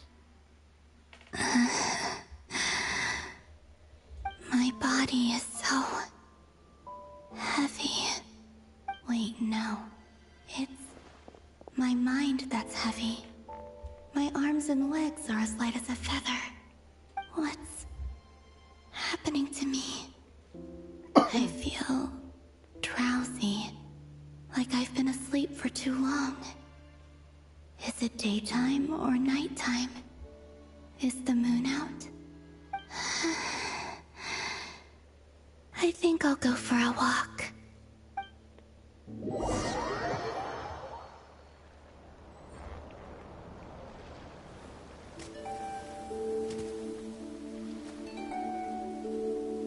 Are you out for a walk too? Huh?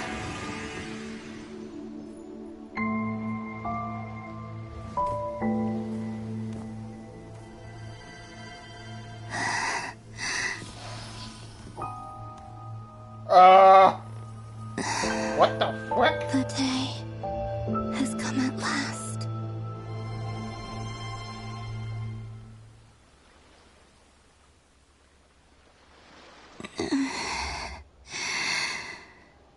Have I grown so weak that I can't even sustain my physical form? But Moon Prayer Night is nearly here. I was so close to returning home. Death is near. Is this how it ends for me? Will I return to the moon after I disappear? Or... I don't want it to end like this. So far, at least, I still exist. Even if not physically, I can still feel.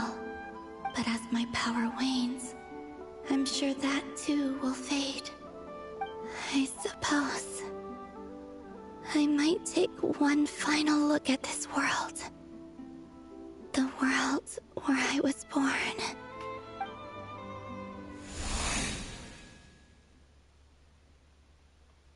Aww. You wanted it. Oh. Come on!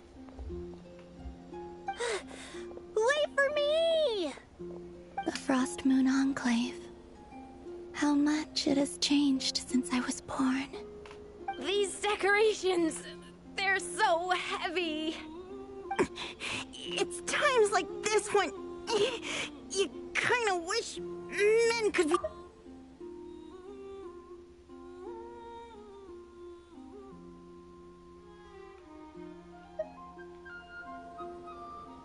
How fascinating. I've never had the chance to be privy to people's private lives in this way. In the past, people would get so solemn and serious the moment I showed my face. Like they were frozen stiff. Karina, Lametti, it's time to eat. Coming! I want to watch them a little longer. Hey! That's the Queen called me at the top. Oh.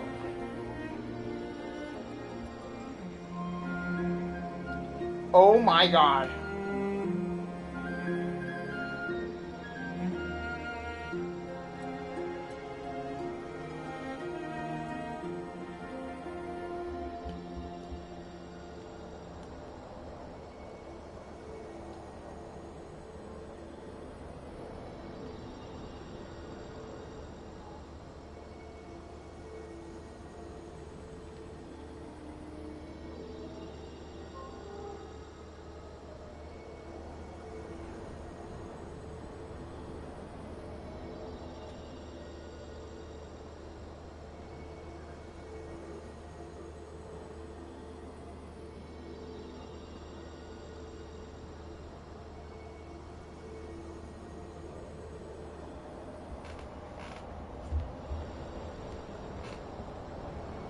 So just fill these balloons with air, right? Yep. Try a couple now to test things out. The rest can wait till Moon Prayer Night. Think fast. Rita! Teasing an acolyte of the Frost Moon Scions? Surely that's a punishable offense. Take this!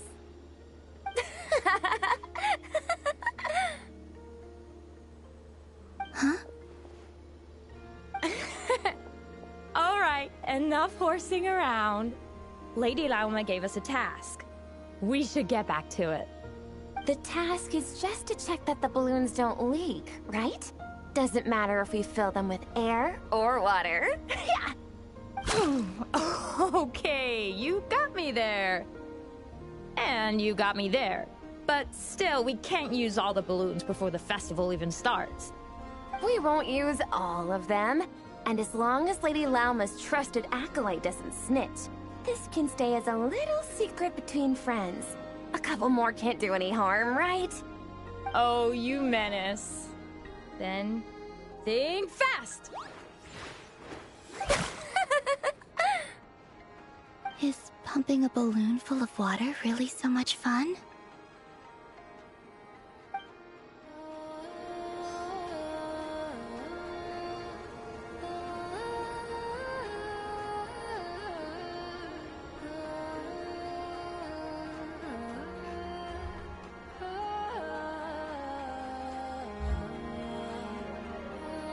I'm sure you're both tired from playing all day. Come on, eat up.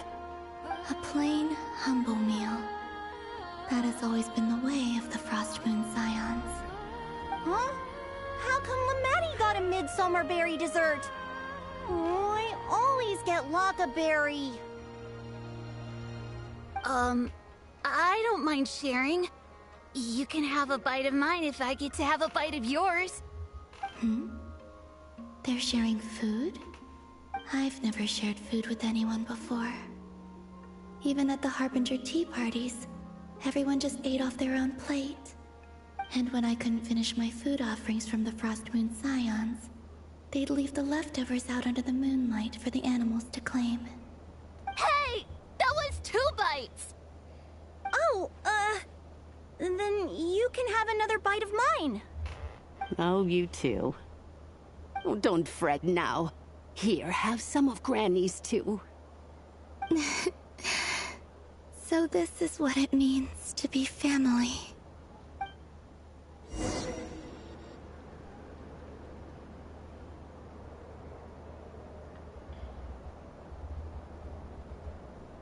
I'm seeing so much that I'd never usually get to see. They'd never act like this when I was around. It's nice, being able to just watch people in peace in these final moments. What a rare opportunity. I think I'll go take a look around Nasha Town, too. Maybe the Traveler will be there.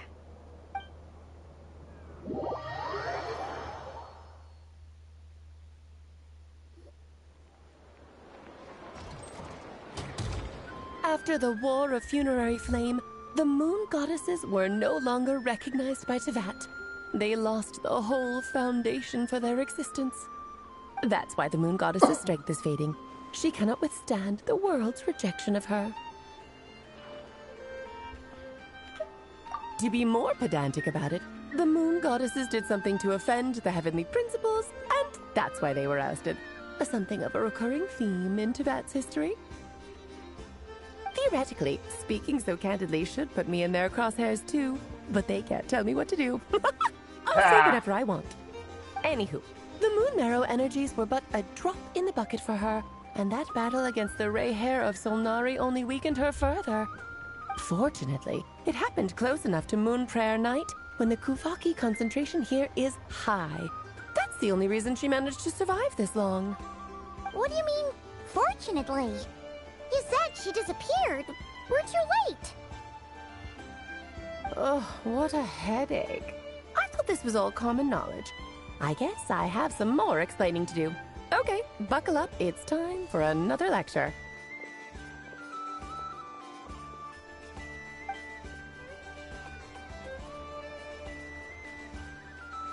Now, I said earlier that the moon goddesses lost the foundation for their existence. The reason for that has to do with the natural order. Basically, the rationale for their existence in Teyvat was lost. The same logic applies to the present moon goddess too. Consider her existence so far. Her comrades in the Fatui called her Damselette. And she was worshipped as Kutar by the Frost Moon Scions. But these connections have now been severed, whether by her hand or yours. So, the rationale that once sustained her existence is now gone. Wait, we did that to her? Oh, well, strictly speaking, yes. But let's not start pointing fingers, shall we? I'll only end up as the big bad villain, and that's not the kind of final boss I want to be.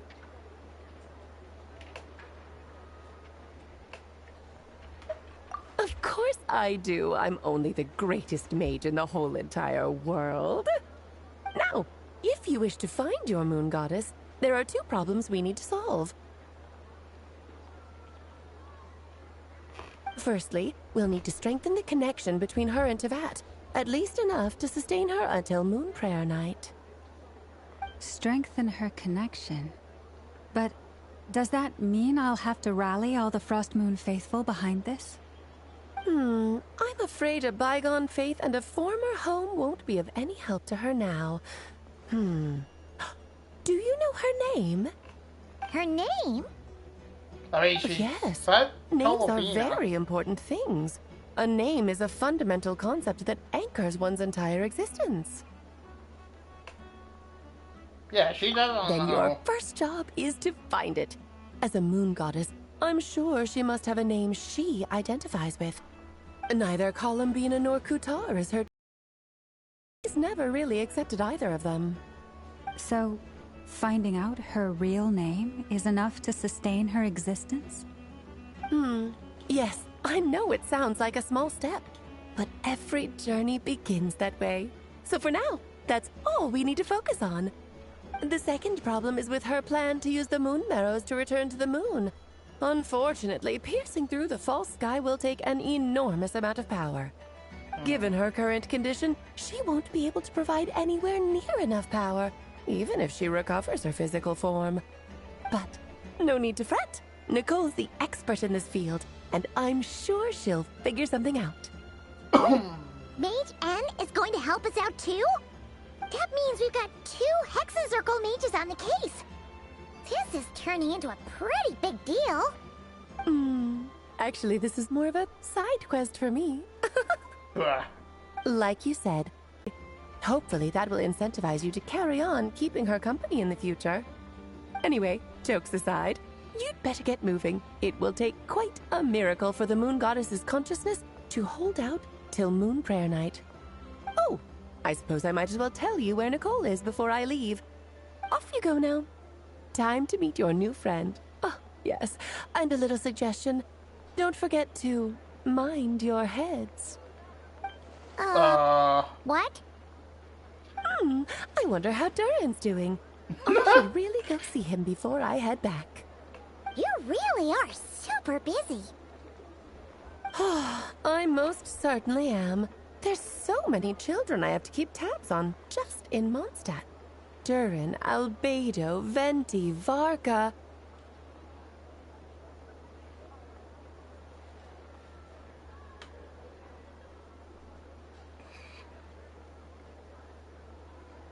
Okay, why you mentioning Vinci all of a Clee sudden? didn't make the list, huh?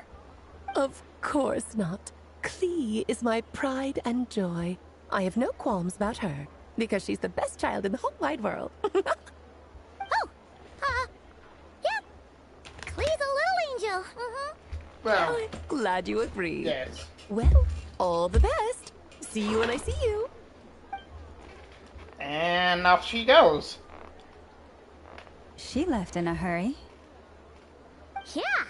She didn't pack up her stall. Should we handle it for her?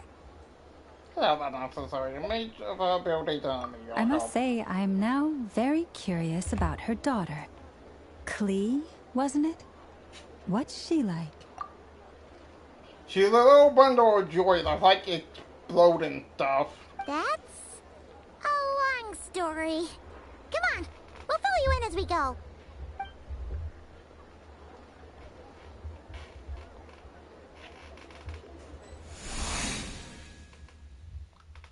Oh, I want to combine as Oz.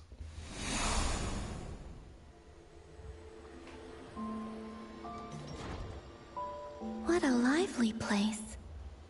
I've never experienced Nasha Town like this before. Hey, you old geezer! Your hammer's rusted through! Who are you calling old geezer? Are they...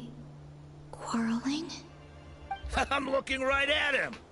You've really gone downhill since giving your daughter free rein in the workshop. Can you even swing a hammer anymore? It shouldn't take you days just to fix a single chair! You might as well use that hammer to massage my back for all the good it's doing.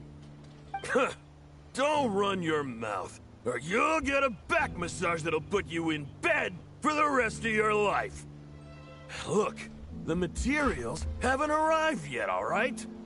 You know how busy it gets in the days before Moon Prayer Night. I'll bet you send all the materials to your little princess. Blood's always thicker than water, huh? All right, you've made your point, Uncle Koski. As soon as the materials arrive, fixing your chair will be the #1 priority. And Dad, if you've got time to chat, why don't you lend me a hand, See? Lolka knows what the score is. I guess they're... friends. But the way they spoke to each other was so ugly. And again, it wouldn't be the... Then again, it wouldn't be the first time I've seen something like this.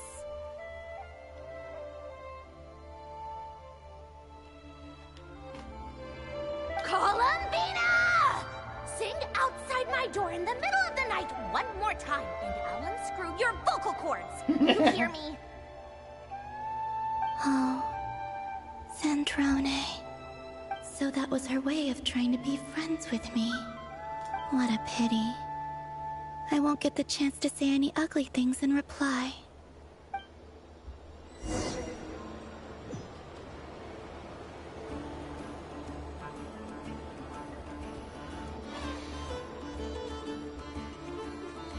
Wait, you won't want the way to that way.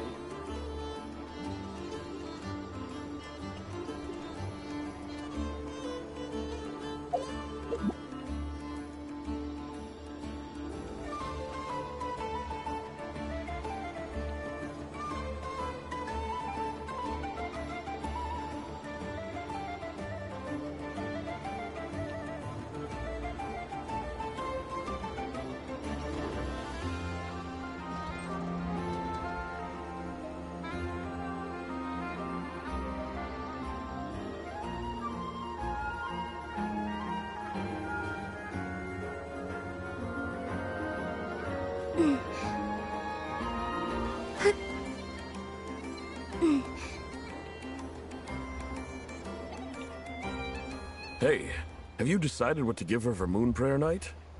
I sure have. She's gonna get the surprise of her life when she's least expecting it. Then I'll whip out the ring and pop the question. The surprise of her life. What a fun turn of phrase. Cool, I get the picture. You can spare me the gushy details. Ooh, looks like we have a customer. Hello there, ma'am. Would you like some Moon Prayer Night candy? Huh? Is he talking to me? Can he see me?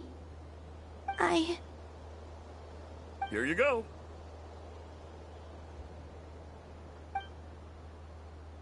Oh.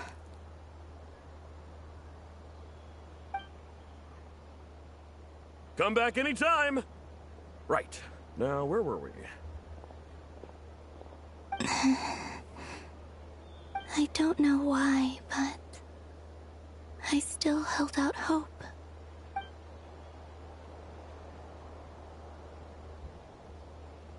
The most important thing right now is to find that mage. This name thing seems super important too, but where do we even start looking? I'd better go pay the Fatui a visit.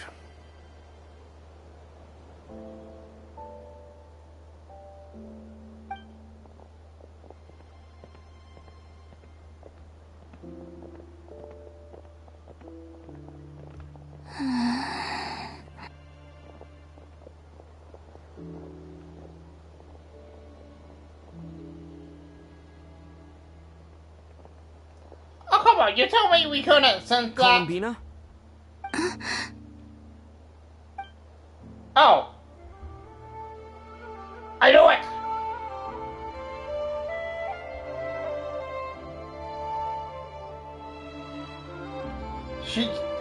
We definitely can sense her. Traveler?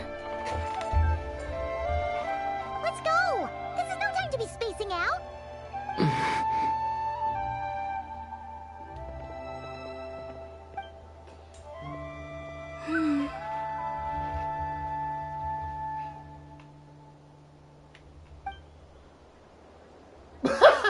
Columbia is going after.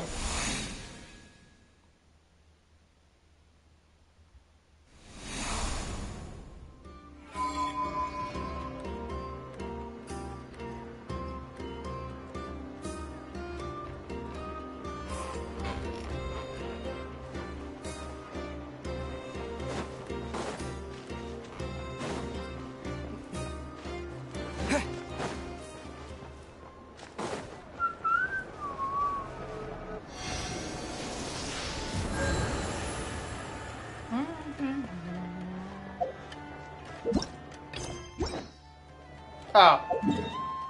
I should probably go to, the Adventure Guild first. Ad Astra. Thank you for Thank you, Cosmo.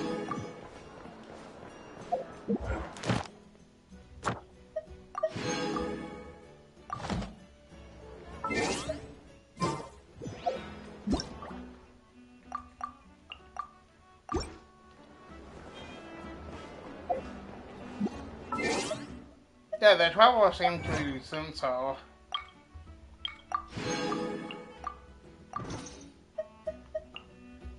But he doesn't see her.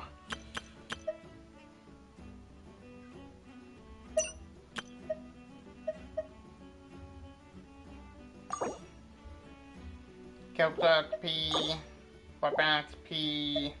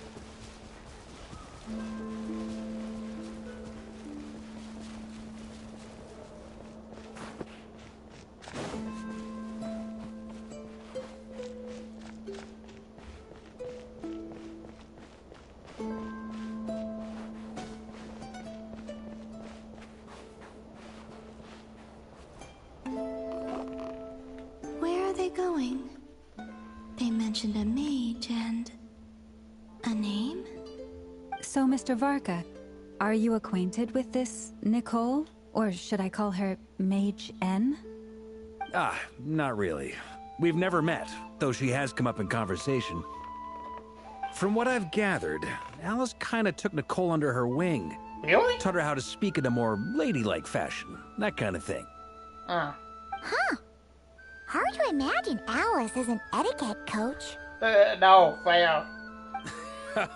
Yeah, Alice is a larger-than-life personality, I'll give you that.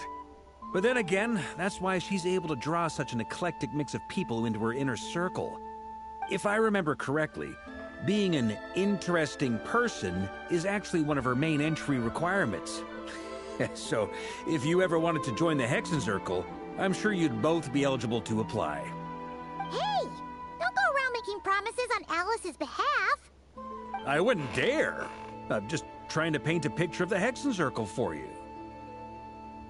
Okay, sure. Anyway, since none of us have ever met Nicole, how are we supposed to find her? We can't just go up to every woman in sight and ask, "Hey, are you Nicole?"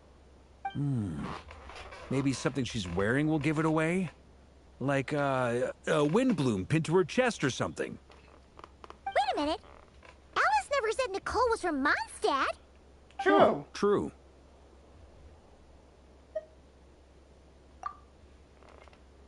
That would be... this young lady, then? Oh my god, she had blonde hair.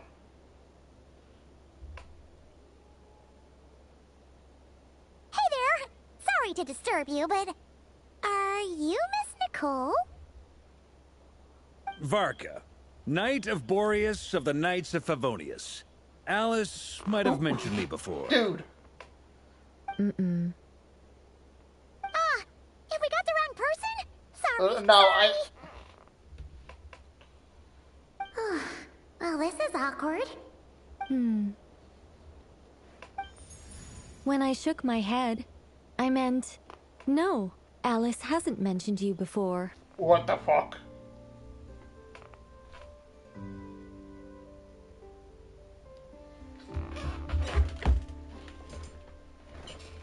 Could have just let off with that in.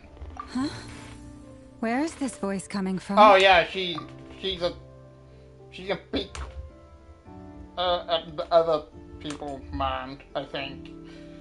If I remember correctly from our conversation. My apologies. For certain reasons, I am unable to speak. This is the only way I can communicate with you. Fair enough. It might take some getting used to, but I hope you can understand. Hey, it's fine. I'm more shocked by the fact that Alice never speaks about me.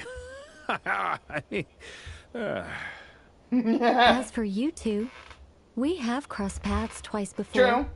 But it is nonetheless a pleasure to finally meet you. Yeah, that Fontaine thing was weird. But we got it sold. It's really you! Thanks for all your guidance in the past. You're quite welcome. This time, things are different. We have reached the unwritten pages of the story. You might say that we stand at the crossroads of fate.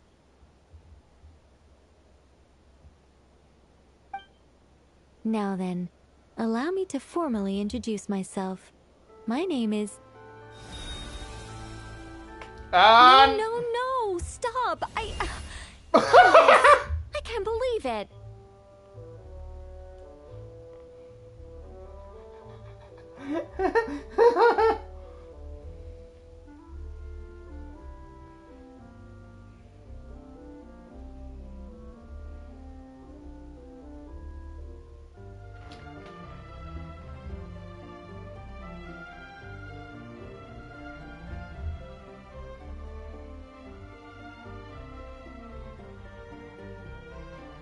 Appreciated mattress sip.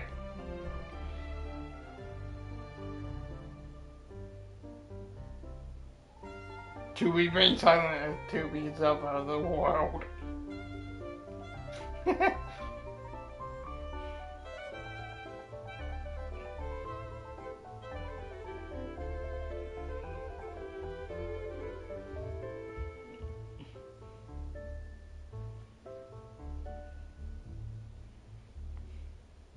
whole speech prepared. I'd agonized over every single word. She always picks the worst moments to ruin other people's plans. I'm so sorry about that. Alice took the liberty of devising some bespoke self-introduction magic for each member of the Hexen Circle. Oh. But I could have sworn I deleted all of the triggering conditions for it. How did it bypass everything? Oh gosh, this is so embarrassing.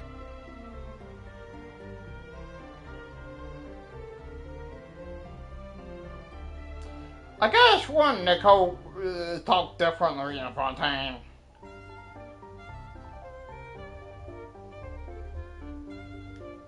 This is a very different side of Nicole than what we're used to. No, for real though. Not used to face-to-face interactions? Don't worry about it. We've seen that introduction magic once already, so it wasn't too much of a shock. Please go on, Miss Nicole. We'd love to hear what you have to say, or, well, communicate. Huh? Are they talking to this lady? But... Will you all promise to forget that horrendously embarrassing introduction? Oh, I'm sorry. Jalapena Embarrassing. When? Jalapena can't hear her because she's not here.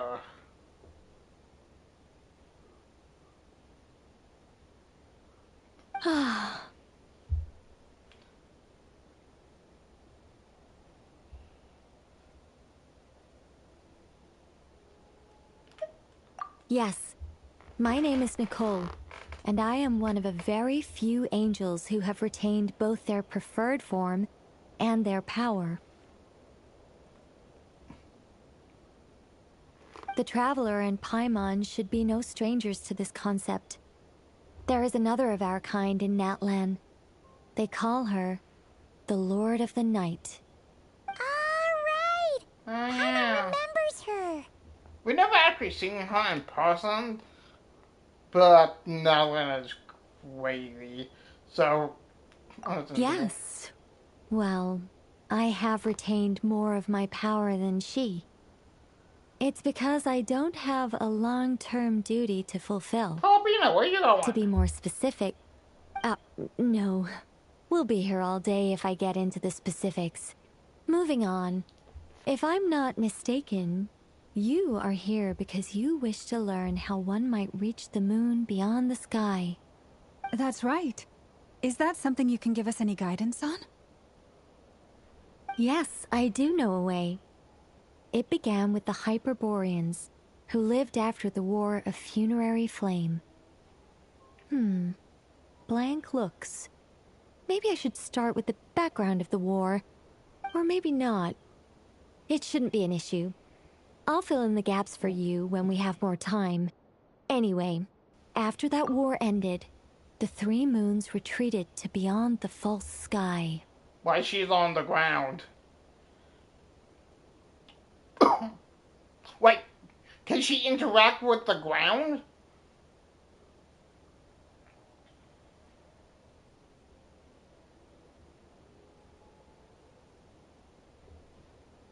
The Hyperboreans were humans I once aided.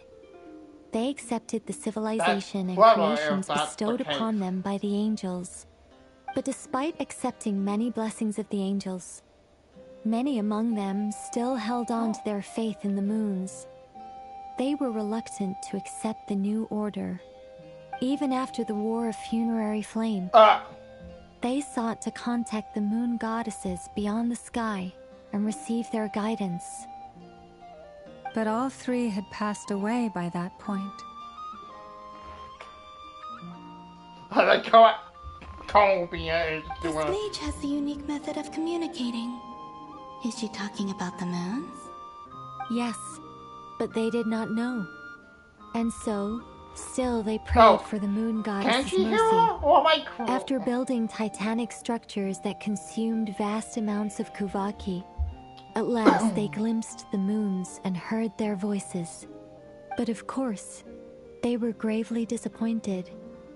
For it was then that they realized the three moon goddesses were dead. Oh, that's such a sad story. It is. Humanity was in a very sorry state at that time. The angels who had once aided them were gone, and the war of funerary flames had left them homeless and destitute. Just a second, I gotta ask. How relevant is all this history to the task at hand? Well, I mean, it's... Okay, it seems we've drifted into irrelevant narrative waters. It's been a while since I've had the chance to speak inside someone's head. As soon as I got started, I lost control, and the words just flowed out like a waterfall. Fair enough. What I'm trying to say is... Right, yes, that's it. The relevant part is the ritual created by the Hyperboreans. The fact that they bypassed the false sky and saw the true moons implies that they successfully built a connection between Teyvat and the outside world. Which means, with enough Kuvaki and a sufficiently stable connection, it should be feasible to send one person over the border. Okay, so they built some kind of portal? Oh, yes. A portal. Yes. Is something wrong? You sound disappointed. I just didn't expect you to summarize it so well. It turns out I could have said all that in one word. If only I'd managed to think of it. No, please, it's fine. This is invaluable knowledge. I'll be sure to record and preserve everything in writing. Oh, really?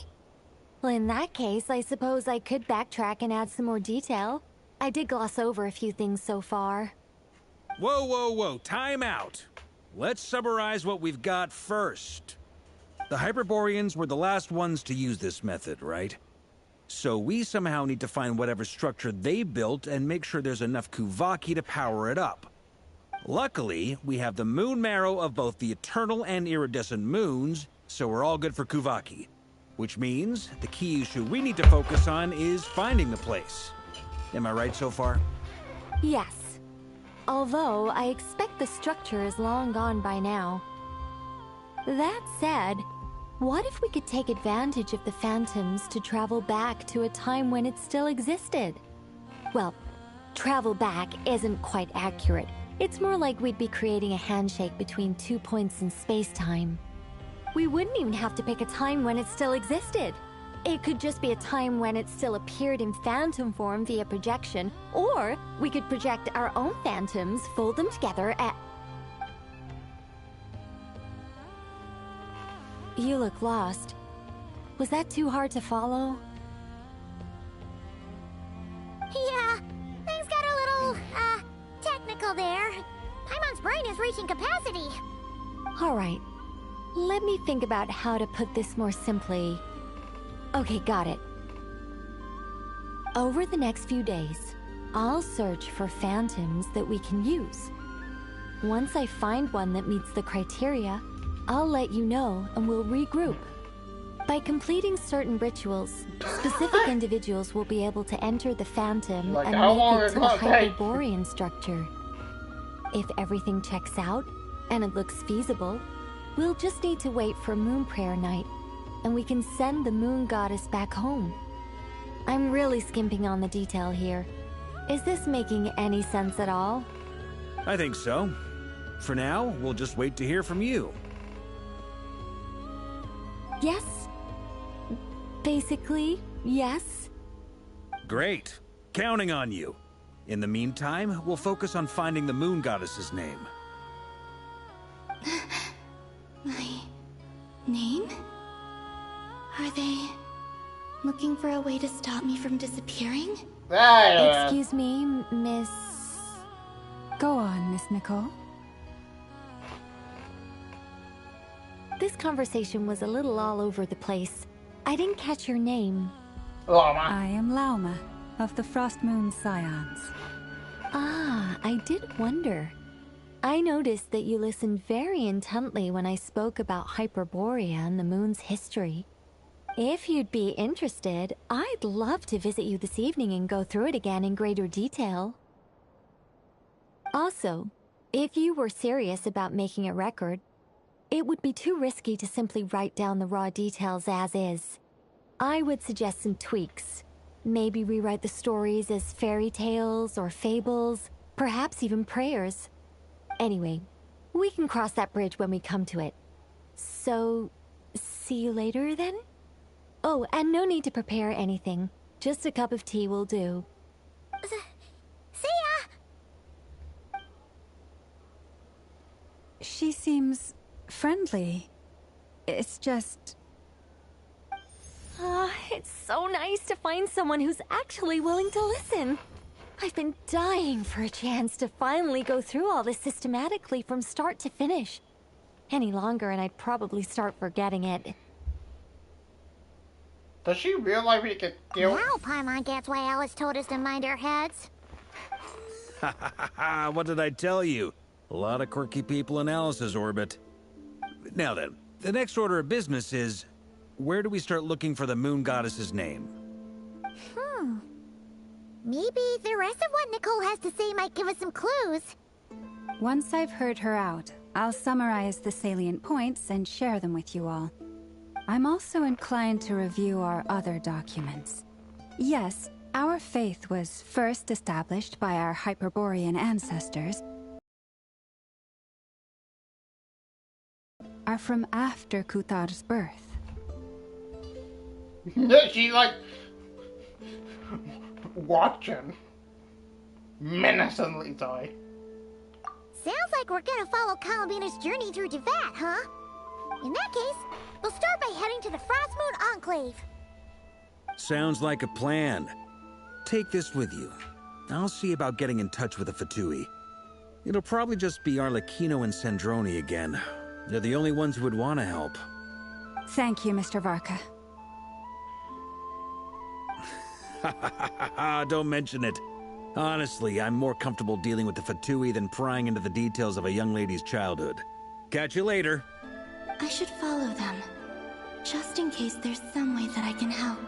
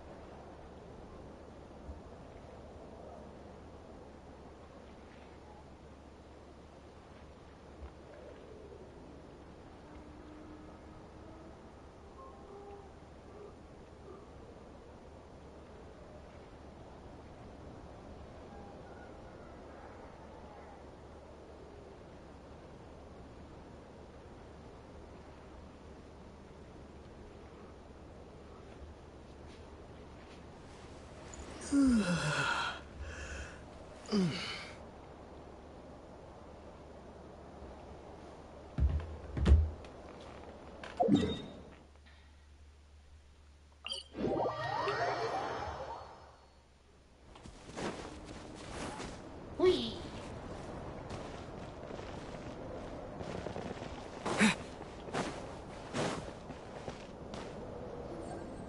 A while ago, I took the time to organize all documents in our possession that pertain to Kutar. What you see here is the material I consider reliable. You're saying there's unreliable material too?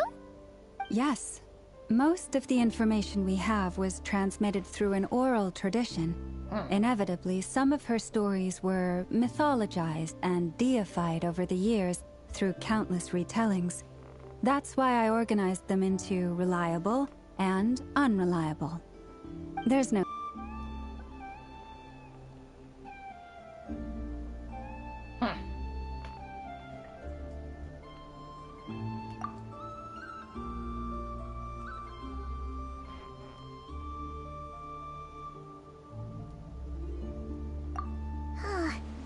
Almost all these records refer to Kutar. What we can gather from these records is that the Frostmoon Scions worshipped her as a god, placing impossible expectations upon her. I imagine that none of it resonated with Columbina. It wouldn't surprise me if Even back then, she had already begun to reject the name Kutar and everything it represented. Lama speaks the truth. When I heard them call upon Kutar with hope and expectation in their voices, they may as well have been calling upon somebody else.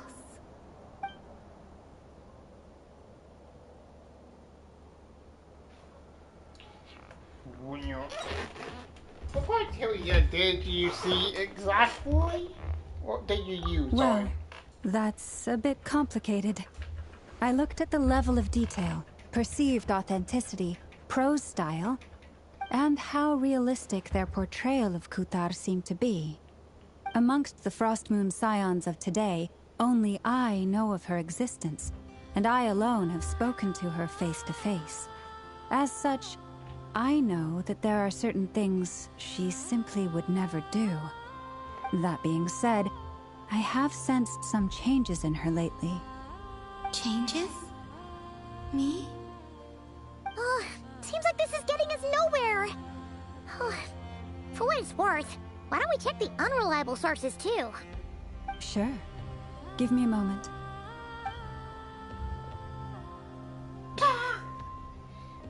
I like how she just changed places. Exerting but a fraction of her divine might, Kutar sheared a great mass from the snow-capped mountain and cast it into the sea, upon whose surface shone the mirror image of the moon. Thus was formed the island of Hisi. Yeah, right. That doesn't even begin to pass the sniff test. The 3 moons are not but lies through and through. Only one moon has ever shone for us, and Kutar is her name. Like we heard that. The vast majority of ancient texts are filled with fanciful tales like these. I trust you understand my criteria a little better now. Kutar did not speak, merely gazing into the distance in silence. And where her gaze landed, this was her prophecy. Clearly, whoever wrote this text never even met Kutar. Otherwise, they'd know that her eyes are always closed. What about you, Traveler? What are you reading?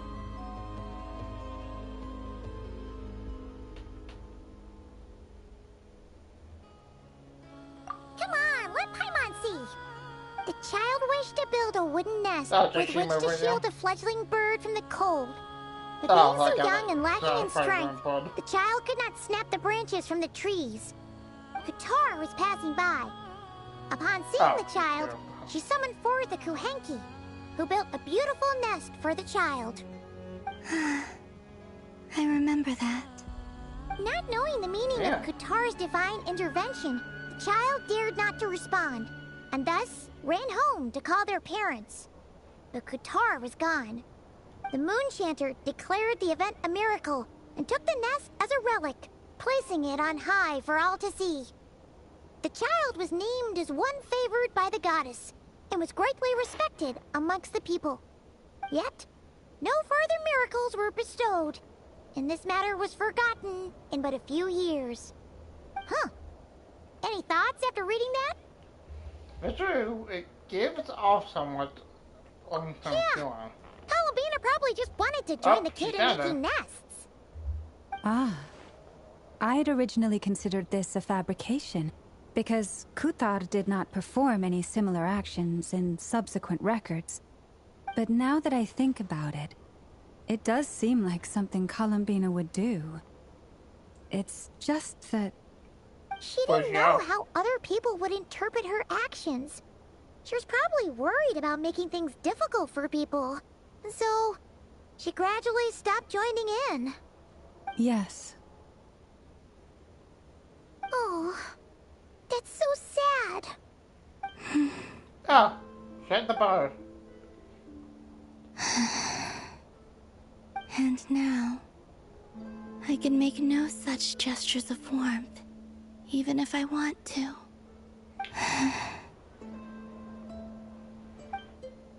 Still no name.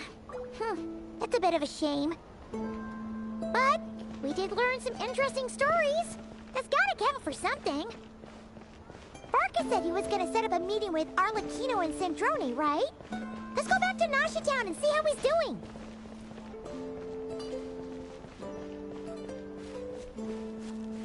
Oh, we're gonna breath jump again by hitting like wanna like double jump until I realize. Oh, never.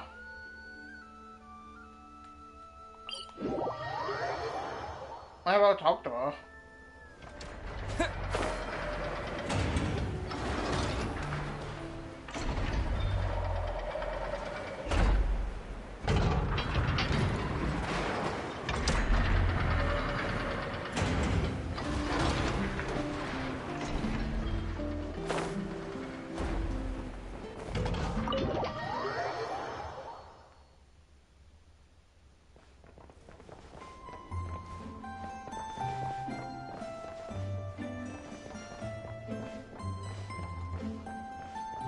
Where does she go?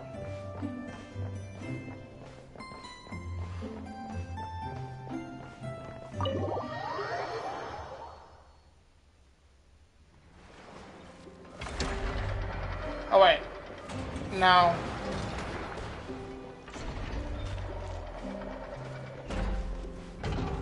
Or is she?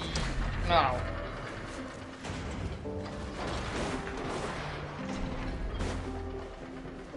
I'm confused where she is.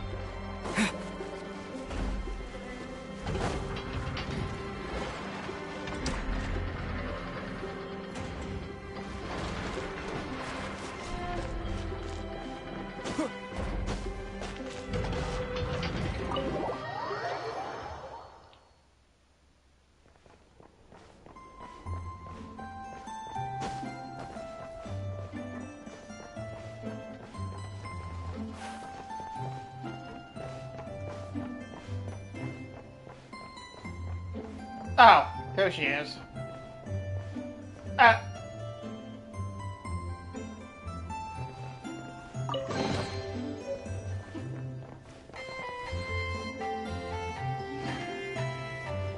Jonah?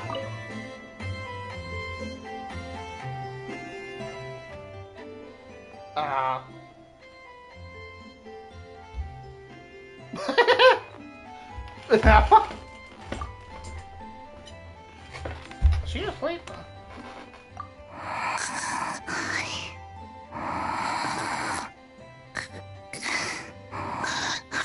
Why did Yehuda here? Why is Yehuda here? And she's asleep? Hey, what's going on here? Paimon feels like it's a bad idea for us to leave. Maybe we should ask Aino for help. Keyword detected. Meditative state suspended. Whoa! You gave Paimon a fright! Do robots need to meditate? No. However, it was Yehuda's request. She asked me for a detailed analysis of the steps required to meditate and to mentor her as she practiced relieving her stress. Yehuda's so stressed that she's gotta meditate to cope with it all? I do not know. However, Yehuda said she has been suffering from insomnia for a while and was willing to try any solution she could. First, I let her stand in my kitchen, close her eyes, and focus on the fragrance of crumcakes. By stimulating her olfactory module, I believe there would be a decrease in activity in her cognitive module. Well, did it work? It successfully stimulated her appetite. She consumed the finished crumcakes with incredible efficiency. Unfortunately, she consumed too many and proved unable to sleep that night. That's normal. We're not robots like you, after all. The more we smell food, the more we want to eat it. That is indeed true. Afterwards, I try to have her perform intense mental or physical exercises before bed. For example, cutting lumber, jogging, doing push-ups, boxing, and so on. Her body should have been able to enter sleep mode more easily following such sizable expenditures of energy.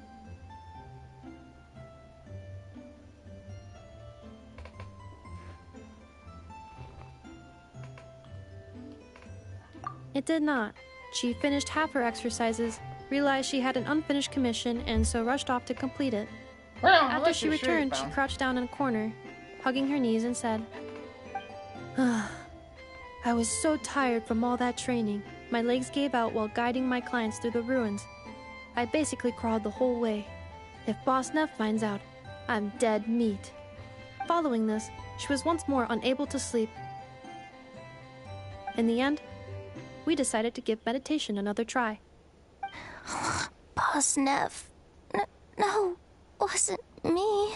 Didn't steal your tea. Ugh.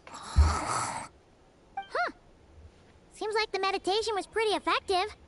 Yehoda's fast asleep. I do not think Yehoda's sleep is related to her meditation. First of all, the meditation steps I analyzed are not suitable for her.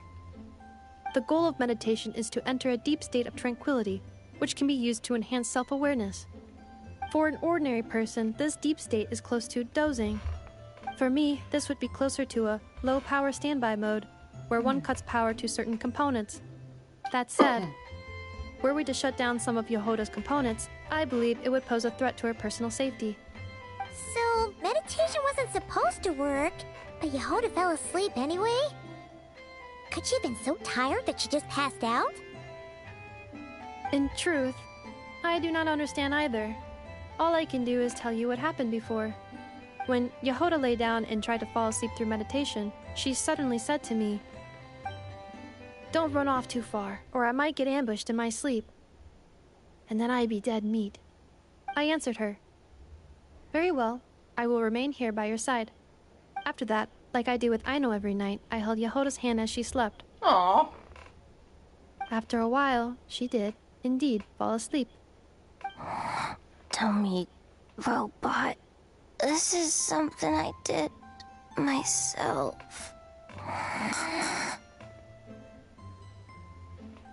Yes. And if either of you need help sleeping, please consult me at any time. Well, fine. However, do note that I can only hold 2 hands at once. Oh, by the way, I have leftover krumkaki bolts from the batch I made earlier. I gave one to Yehoda. You can have the other. Boom. Goodbye. I hope you have sweet dreams tonight.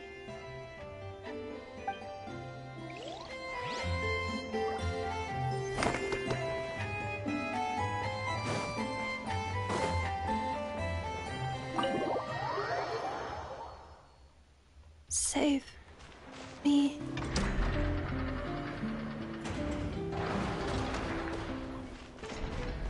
What the fuck? I think so. I just have enough as I can save me. Oh, sorry, why did I hear that?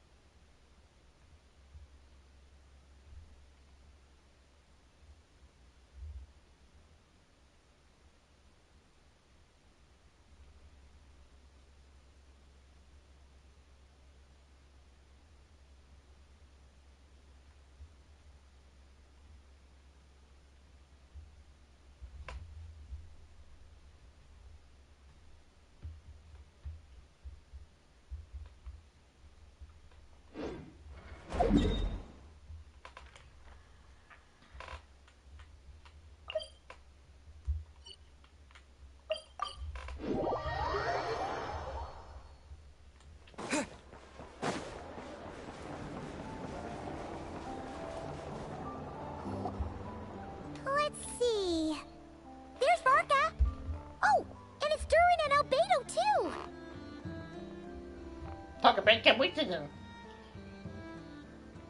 Yeah, this is pretty much the same place we bumped into each other last time. I convinced them to stick around a little longer. We were all waiting on people, so I figured having a little company would help pass the time. Ah, so you've been waiting for us? Does this mean that you've already arranged things with the Fatui? Sure does. Now you're back, we can go meet up with them together. How'd your investigation at the Frost Moon Enclave go? Well, we didn't find out Columbina's true name. But apart from that, it went pretty well. I thought some toys from her everything. Aha, just as well that I didn't tag along then. I'm sure our moon goddess wouldn't want every man and his dog knowing all about her private life. Still, desperate times, desperate measures, I guess. Someone had to do it. So, Varka was waiting on us, but what about you two? Are you waiting for Alice? Oh, no. We already met with her. Ah. We discussed that experiment I mentioned to you last time. Oh, and she also handed me this communication device. Hey, the one from Golden Apple. What? I only watched, but so. That's right. I understand she informed you about the relationship between the Phantom phenomena and Tevat's borders, yes? She wants me to help her with some more experiments on that front. She said that she'll contact me through this device with more information. Ah, I see. Following instructions and making observations. Pretty common research method. Takes me right back to Albedo's lab. Wait, then who exactly are you meeting? Someone you know. Albedo's met him too. But I don't think Miss Lauma or the Grand Master have been introduced. Introductions are overrated. Especially in cases like this. Oh, hot guy! It's you! Hello, So, Wondering.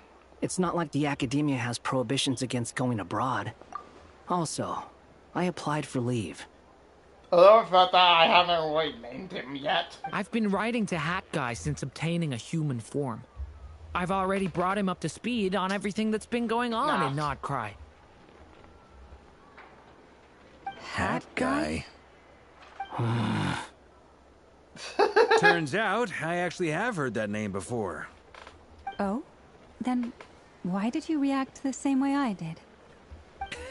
I only knew the name, not the fella. But since we're all here, let's do some introductions for what it's worth. I'm Varka, Grand Master of the Knights of Favonius. Lauma, Moon Chanter of the Frost Moon Scions. And I'm a Driosh from the Vahumana Darshan of the Sumero Academia. Hat Guy. Good to see you again, Mr. Guy. I believe we last saw each other on the boat right here. Mr. Guy.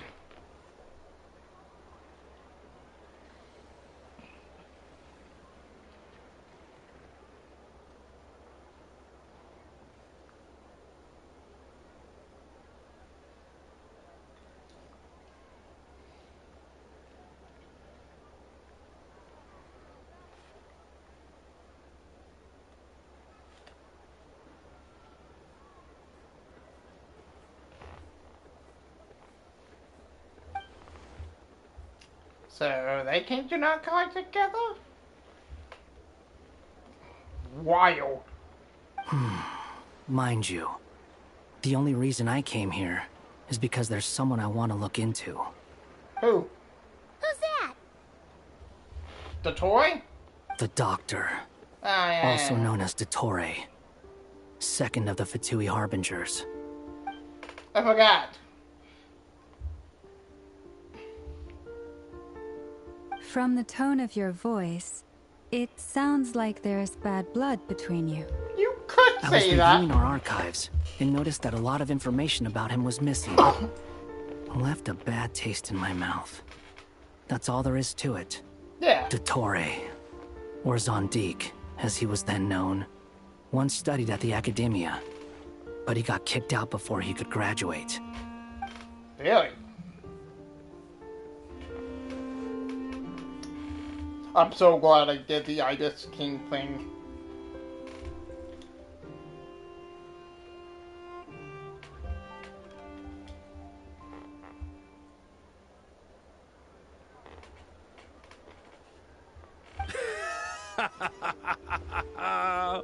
So the Harbinger's #2 man is a college dropout? How embarrassing for them. Last we heard, he was planning something. We actually heard that a few times before, even coming to Notcry. But we haven't seen a trace of him since we got here. He only appears when something interests him. For all we know, he might have left already. But the fact he did something here at all is worth noting. It'll fill a couple extra lines in his file. Why does it sound less like a file you're writing and more like a criminal record? Anyway, we were just about to meet 2 of the other Harbingers. Want to come along? You might learn a thing or two about him there. Sure. Even though they're Harbingers, well, they're old acquaintances of ours, so, you know, when you talk to them, try to be... I got it. The Frostmoon Scion's relations with the Fatui remain tense. Forgive me if I do not attend. In that case, we'll continue assisting Miss Alice with her experiments. Good stuff. Everyone's having a fruitful time. All right, we better get going. I'll lead the way.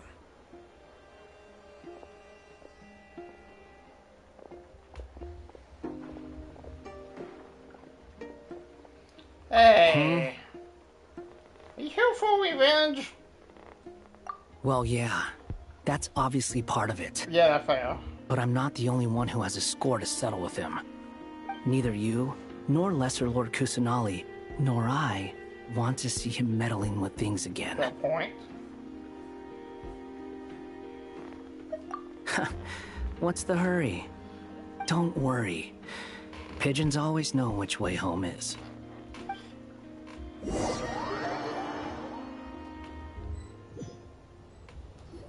Kind of wild with the... Oh, hey! You made it. Who is this? Someone you never met before. A scholar from Sumeru. They call him Hat Guy. He's an old friend of the Travelers. Yeah, I'll go with that. Wait, this is the academia representative you wrote about? He doesn't exactly look the part. I believe this will prove my identity. You'll notice it bears the seal of the Sanctuary of Surasthana. That's awkward. Well, what do you know? So it does. All right then. My mistake.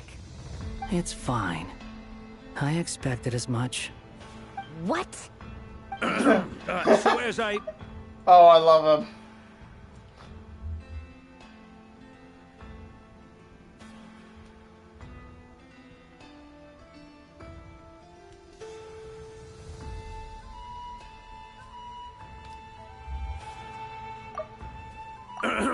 So as I mentioned in my letter, the Academia's got its eyes on Dottore.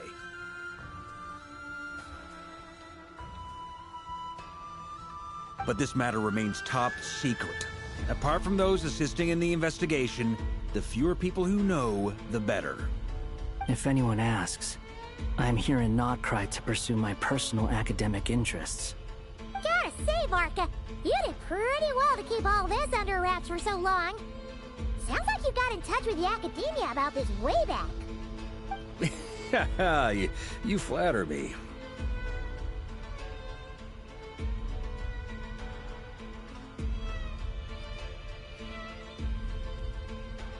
Well.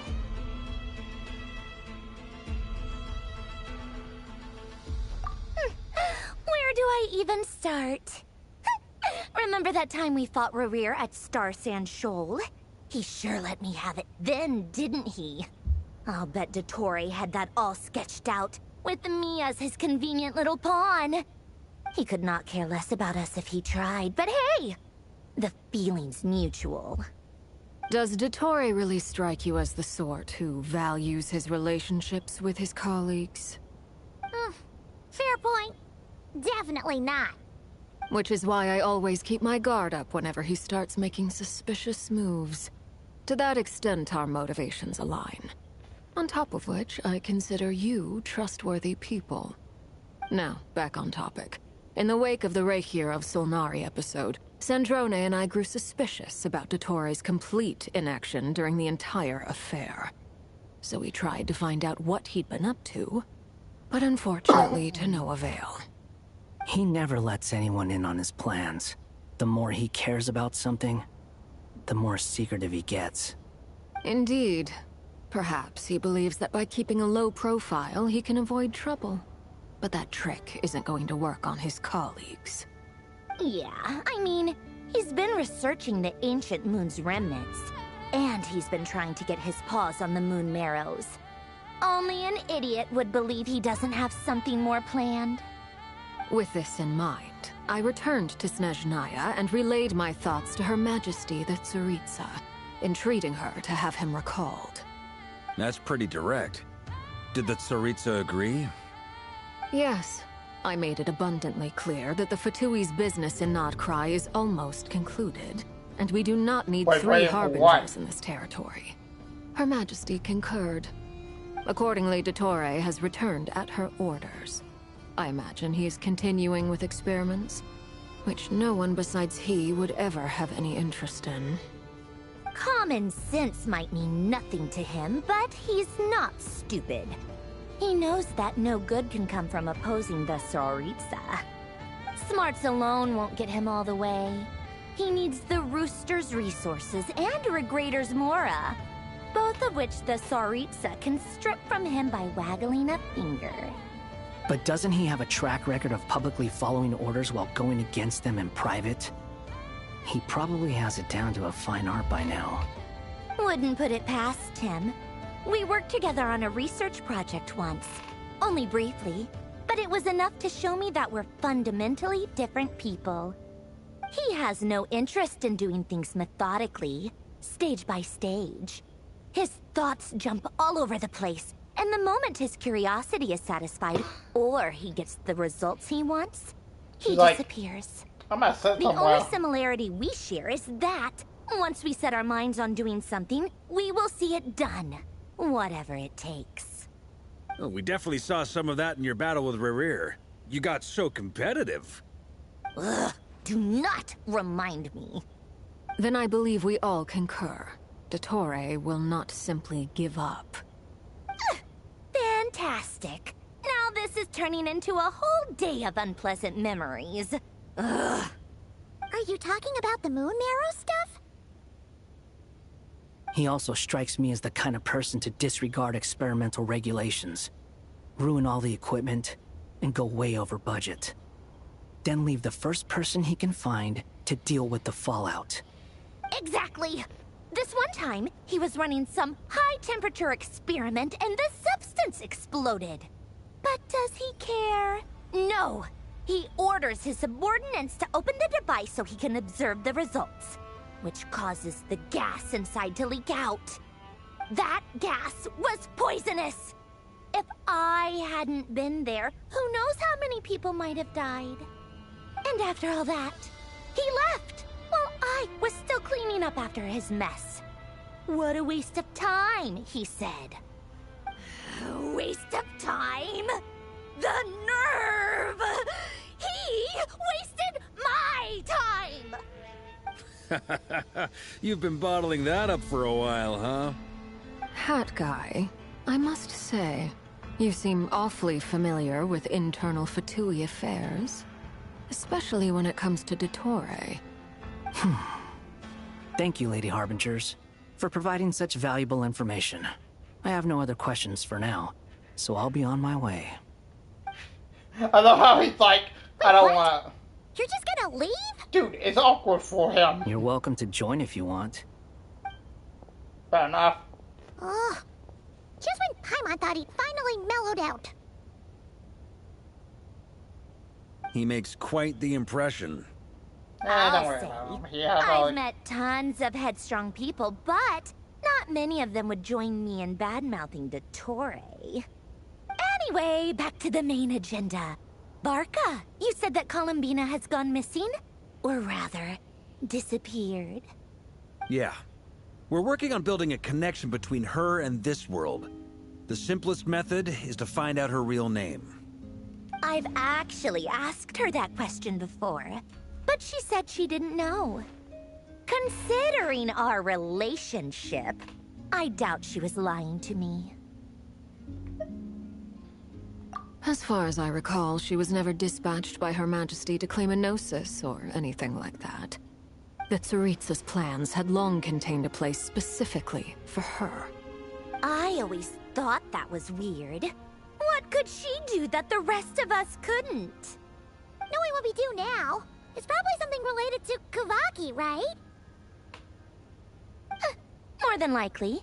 When she first arrived, Columbina would often go to Her Majesty and ask when she could start the task assigned to her. But Her Majesty always gave the same reply. The time has not yet come. So she spent her days in Snezhnaya doing basically nothing. The Tsaritsa has summoned a beautiful blind maiden to be a harbinger, giving her the third seat by virtue only of her enchanting voice.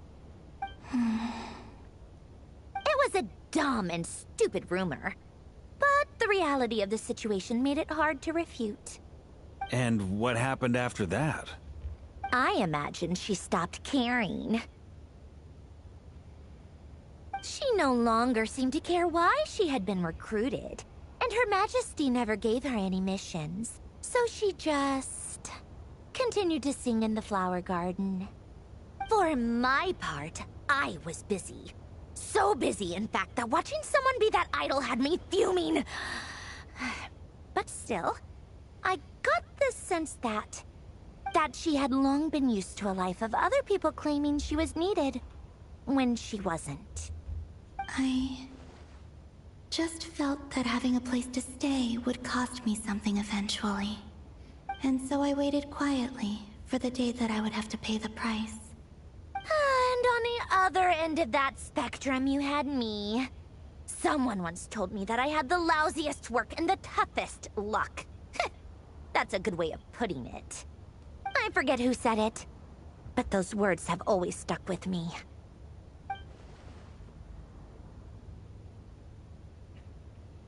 No wonder the Wanderer would say this. But you've done your job exceptionally well all this time. Because at heart, you are a conscientious person. She looks kinda sad. What is it? Something come to mind?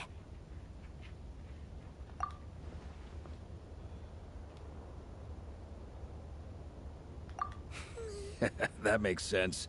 Nothing screams you are needed like your name shouted from across the town. Well, good luck with it. But if you ask me, Columbina is still the most shoutable name. I'm just so used to it now, after all the arguments we've had. I can't be bothered trying to remember another name for her. Nor I. Sandrone. Harlequino.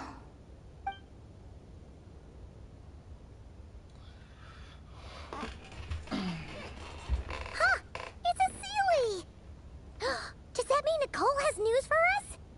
Ladies, I thank you for your hospitality. If the chance ever comes up, I definitely owe you both a drink sometime. I'm sure it will. You can make your own way out. Heck, you've been here enough times, you probably know your way around better than I do. We'll be in touch with this Okay, time to do what adventurers do best. Follow that Sealy! Dun dun dun dun dun dun. Why am... Here you are. Whoa. This. Wanderer. Oh, hat guy. How come you're back so soon? Did things go all right with the Fatui? Fine. Totori's been summoned home by the Tsaritsa. Couldn't get much more than that. How about you?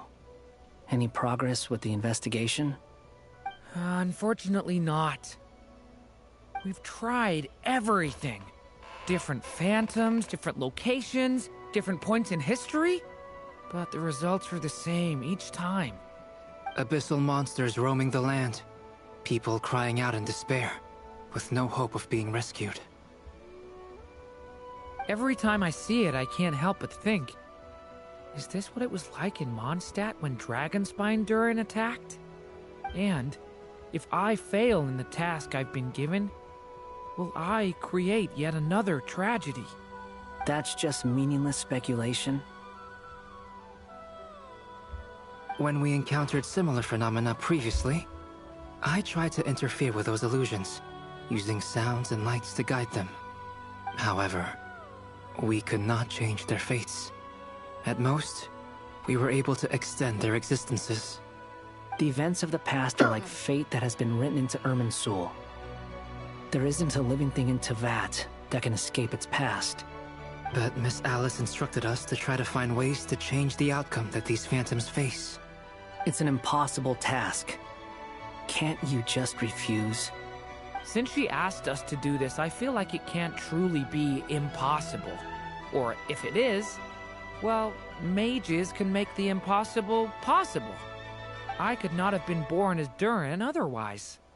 But you also said that your past 39 attempts were fruitless. That's true. But you're still going. Yes. After this many futile attempts, surely you realize that you're not doing this because you still believe what some mage told you. It's because you want her hypothesis to come true. It's something you wish for deep inside. So, think for yourself about what you want to do. As long as you don't believe it's futile, it isn't. Yeah. Previous experience indicates that we cannot touch the phantoms, which limits the effectiveness of our interventions. If we want to clear this hurdle, we need to break this rule somehow. Same thought here. Following the same rules means repeating the same failures. Reducing ourselves to mere playthings of fate. So you mean we need to figure out a way to make contact with them despite knowing that we can't? Yes, and I suspect that's something only you are capable of. Everything in Teyvat is logged in Irminsul, but the withering that once occurred in Sumeru was a sign that the Great World Tree was being corrupted. This corruption allowed things that should not have existed in Teyvat to appear. This is tantamount to rewriting reality to an extent. You're saying abyssal power might be able to affect those phantoms? No one's ever tried it before. If you're gonna try it, it'll take courage. And you have to be confident that you can control it. Is anyone there? Has anyone seen my daughter? She's missing. I have to find her. I hear someone inside. Spargana? Are you in there? Ah! If I can use my abyssal powers to warn him that there is danger here, maybe it'll change his decision. Maybe he'll stay away. Yes. The important thing is not the nature of the power, but rather how you use it. To intimidate and obstruct. Sounds about right for the Abyss. Let me try. I should be able to influence that thing. Have you seen a little girl? What? This isn't the time for that! Just run!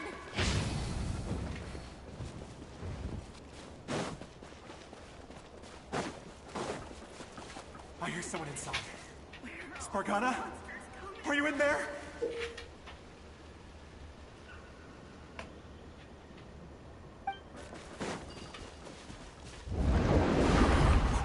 What is this? Looks dangerous. I should get out of here.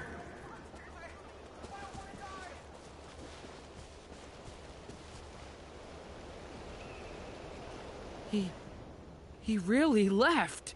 Ha! We did it! Don't celebrate too soon. Follow him. See what he does next. Monsters approaching from the front. You need to stop them and create an opportunity for him to hide.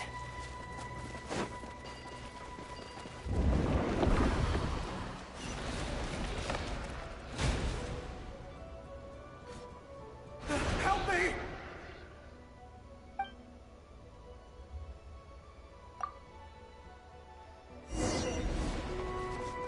Monsters approaching from the front.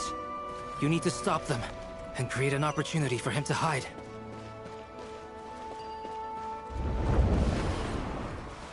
No, there's monsters ahead.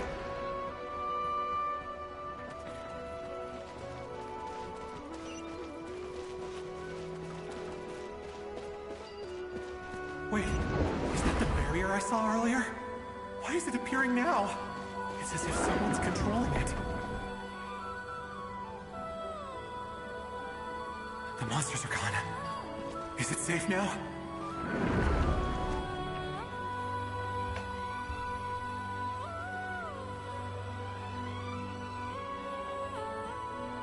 The barrier's gone too. How odd.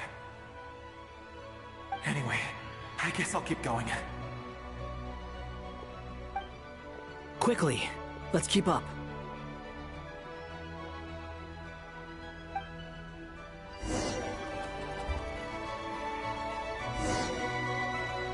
Wait, there was someone else here? Don't go any further. We've got anti-monster traps laid out everywhere. But my daughter must just be up ahead. I have to go. This way's blocked.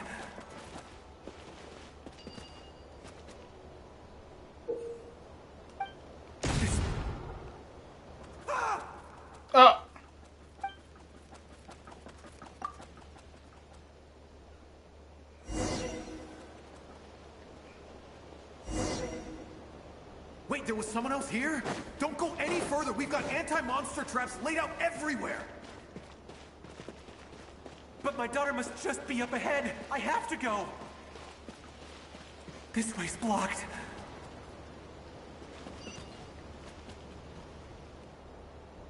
We might be able to use the explosives over there, but we need to take care not to hurt him.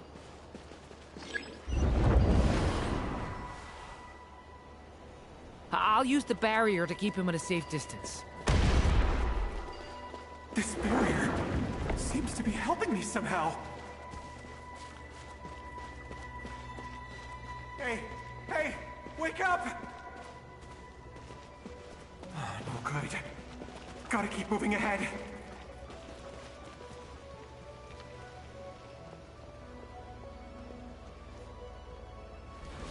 So many monsters! There's still a chance, Durin. Use the traps.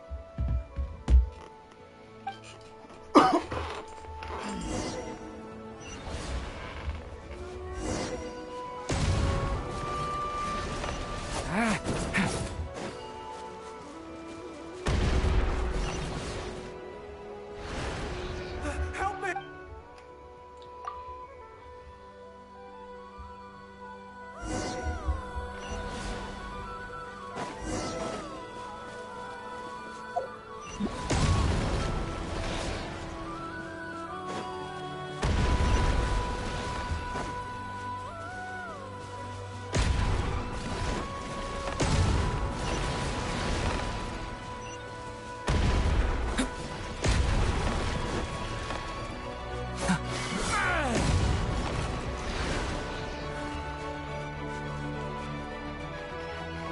This is a new development. I've never seen this happen before.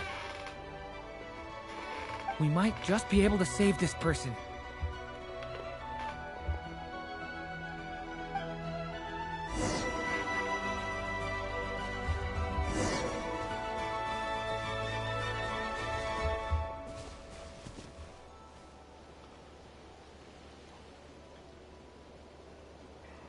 Hello there. Have you seen my daughter? Spargana's her name. She's carrying a large backpack. Get out while you still can, you fool. You won't find any survivors here. But I can't just leave her here. She must be so scared right now. Sorry. Wish I could help, but I haven't seen her. You'll just have to keep looking. Okay, thank you. If I do find her, I'll get her to shelter and come back for you. Don't bother. I've got nowhere left to go.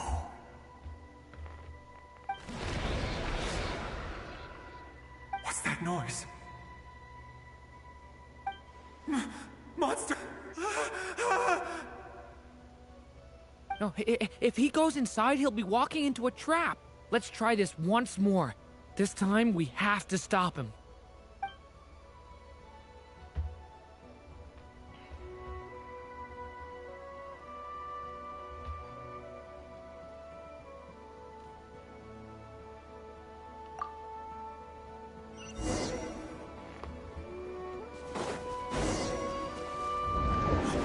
Why? How will I know where Spargana's gone like this? You know what? I'll trust this strange barrier. It's gotten me this far after all. Hey!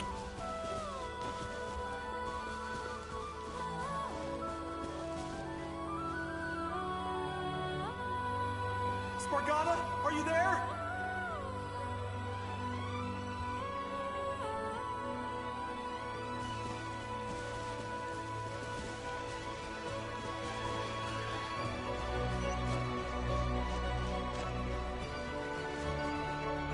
What? Hey! Let us out!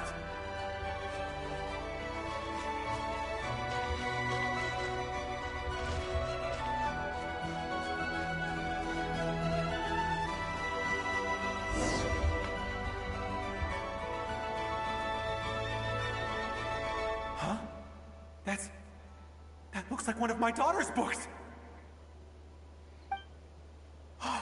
Thank you. Thank you. Yes, it's one of hers for sure. That's her name on it right there. She left her backpack here.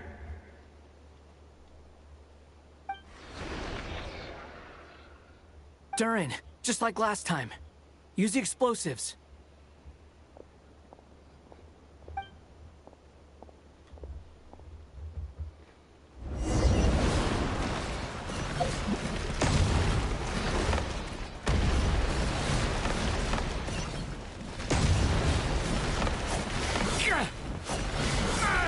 Oh, come on!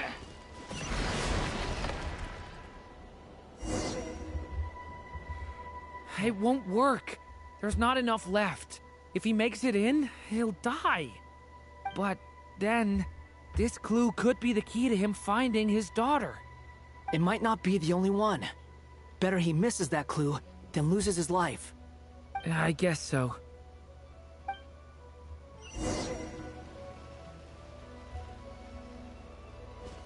Stop him, Durin. We can't let him get any further in.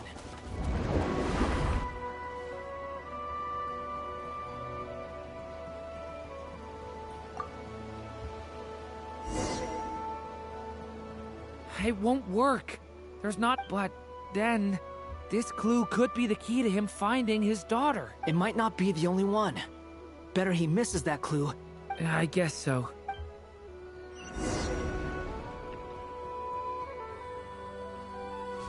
Stop him, Durin. We can't let him get any further in. That's my daughter's book! She's passed this way! Why? Why won't you let me go in?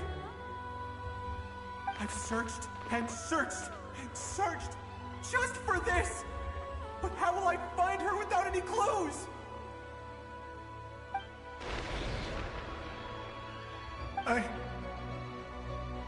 no longer have anywhere else to go.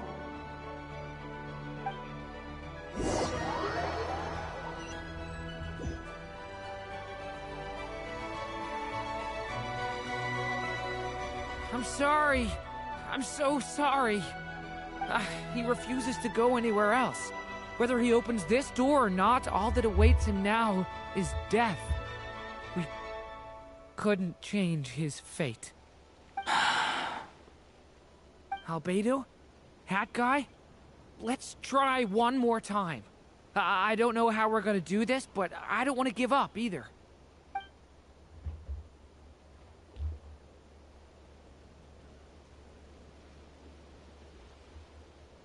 Why am I here? What's going on? All these scenes running through my head. Where are they from? Huh? What's going on? His reactions have changed.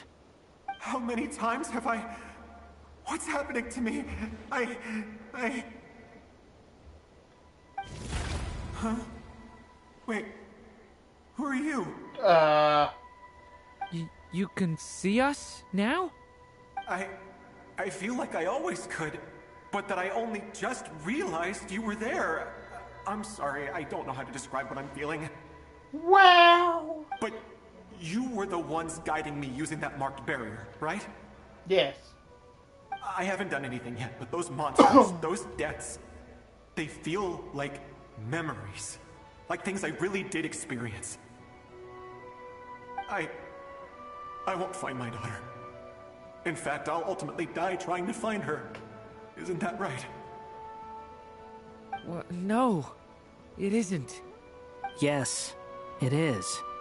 Even so, we're trying to find a way out of this. You've not seen my daughter either, have you? No, we have been trying. It seems she really isn't here.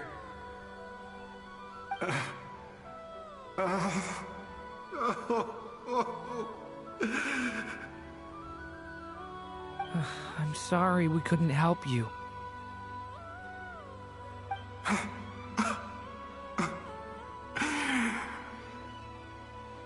I'm just tired. Maybe this is destiny. Maybe it doesn't matter how hard I search. How long do I have left? Experience says 15 to 20 minutes. 15 to 20. Thank you for all your help. Let's rest a while. You look exhausted too. Now's not the time for you to start pitying us. It's not pity. I'm just realizing that I've only got 10 or so minutes left. You know?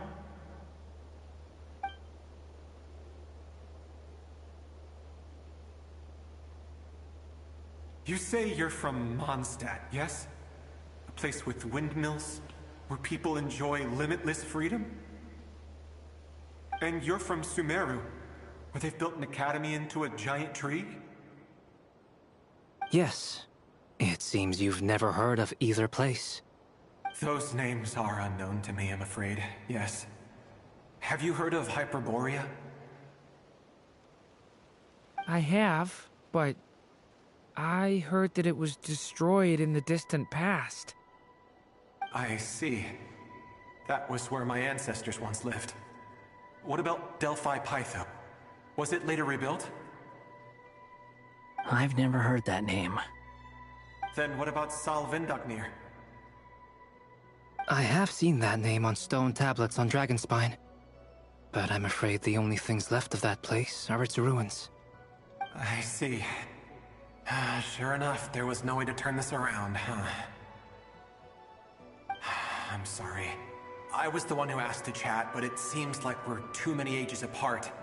There's barely any common ground to start from. It's all right. We did hear something new, at least. From how you speak of your lives, things must be going all right for you, I guess. They are. Mondstadt is a place of freedom and happiness. There's a lot of good people in the church and the Knights of Favonius, and even outsiders find that it's an easy place to feel at home. We have festivals a few times a year. Everyone gets together to drink, sing, and be merry. Sumeru is a lot more uptight. Not really the kind of place where you can relax. It's a nation fraught with problems wherever you look. But if all you want in life is to seek knowledge, I guess it's pretty much paradise. That's wonderful. In other words, after this all-devouring black tide passed, humanity did not merely avoid extinction, but rose to build prosperous civilizations anew. I mean, I can see you all right now. That must mean the future isn't a total mess, right? That's true. Well, time's almost up. Let's part ways, I think. Might be best if you don't waste too much time on me. The chances are slim, I know, but I'd like to spend these last few minutes looking for Spargana. If things work out, I'd love to tell her about what I've heard. May we meet again. Well, or not, most probably. In that case, may your wishes come true.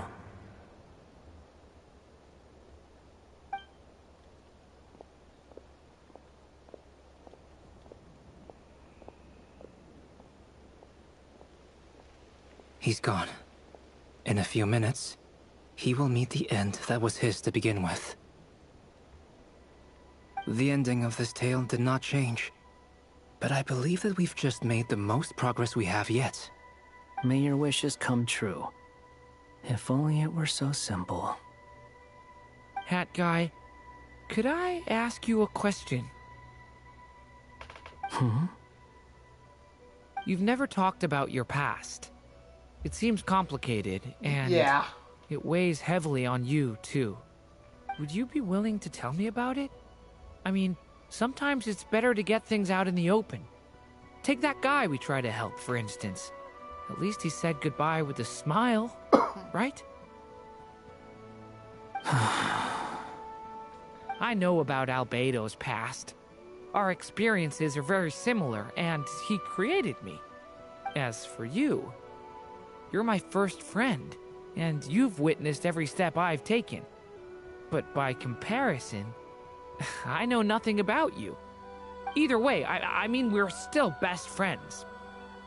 But if I knew more about you, I might understand your thoughts a bit better. I've told you about myself. I'm a student at the academia. But and what did you do before that? Prepared for the entrance exam? Oh no. All right. If you really don't want to talk about it, I won't press you any further. I was a puppet built from the branches of a white tree, using technology left behind by the Conrian schools of mechanical engineering. A white tree? You mean an Irminsul tree? No, just yes. A branch of Irminsul that was once connected to the main tree. So you had a human creator too? Yeah, but my creator abandoned me after deciding that I was a failure. After that...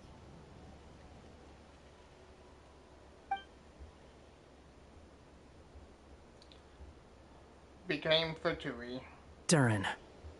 Resisting the influence of the Abyss, suppressing the urge to destroy, trying to do the right thing. None of these things are easy. But no matter how hard they are, trying to rewrite past wrongs is far harder. You asked me if you would create a new tragedy if you failed. I told you there was no point speculating about that. But the real answer is, yes, you absolutely will. That guy. But at least you've got people here to help steer you away from the wrong path. So, just keep aiming towards the light. I will. I promise. All right, break time's over. Oh, Alice. Hello, Durin speaking. Hello, friends, it's me. What have you been up to?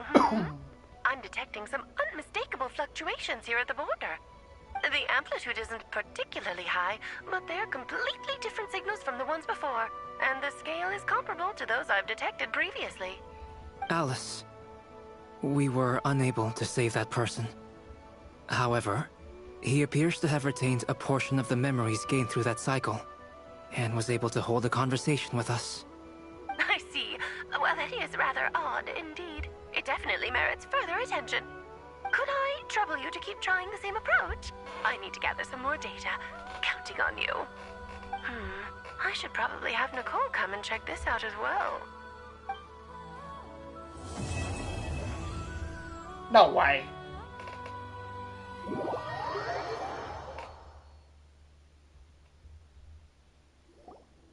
There you are. Oh. I was worried you might stop to collect treasure chests opened by the Seelie along the way.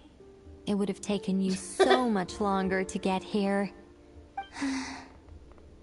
Another conversation I cannot hear. I am delighted to see that you understand what takes priority, and that your adventurer's instinct has not swayed your resolve. Really, I must applaud you for it. You should know. Paimon's head. Okay, I'll try and keep it short. My senses are telling me that this is where we shall find the entrance to the ruins. Oh, cool! Well, what are we waiting for? Let's open it up and see! Patience. This was a sanctuary of great importance to the Hyperboreans. A special process is required to open the gate. Oh! Like the place that housed the Eternal Moon's marrow? Okay, so what's the plan? Need us to do anything? And just the short version, if you can. Ah. Alright then. I was planning to start with some background on the invention of these techniques. Are you sure you don't want to hear it? It's quite informative. Remember what you were saying about priorities? Fine. Simply put, we need 3 human representatives to successfully undergo a process of Kuvaki resonance. Think of it as a test from the 3 moon goddesses to see if the entrants are qualified, with the most recognizable qualification being Kuvaki. Pretty sure Lauma would ace that test. Oh, wait. But we need 3 people. I also have no doubt that the Moon Chanter would be qualified. But we would need 2 other people with the same constitution. Therefore, the most feasible method is not so much to follow the rules, but to figure out how the test functions and find a workaround. I've done some research, and it turns out the mechanism is rather crude. We'll simply need humans to stand before it who have sufficient Kuvaki energy within them. I'm with you so far. How do we get the Kuvaki in them? The easiest way would be transfusion. Take some Kuvaki from Nodkrai's soil, put it into the bloodstream, and get it circulating in the body. So we're going to cheat on the test? Precisely. There are other methods, but this is the simplest one. Cheating the system is much easier than trying to hide from it. Huh? Ah! Sorry? Does the idea of cheating upset you, Miss Lauma? No, that's not it. I suddenly had an idea. Ooh, what is it? It's about Moon Prayer Night. I figured out a way for Kutar to join in the festivities. Huh? But as Paimon said, we need to have our priorities straight. Let's get back to the test. I'll follow up with Nefer on the festival arrangements. Oh, okay. Anyway, is this really the best method we have? A Kuvaki transfusion sounds dangerous, no matter how you slice it. If you think that's dangerous, wait till you hear the other methods. I'd be more than happy to go through them if you'd like. There are several. No need, we're good.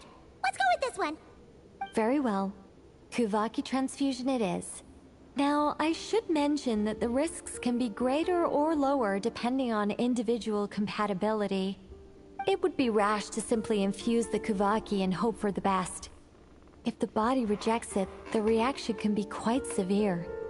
The symptoms are similar to another condition that some people living here suffer from, known as congenital Kuvaki sensitivity.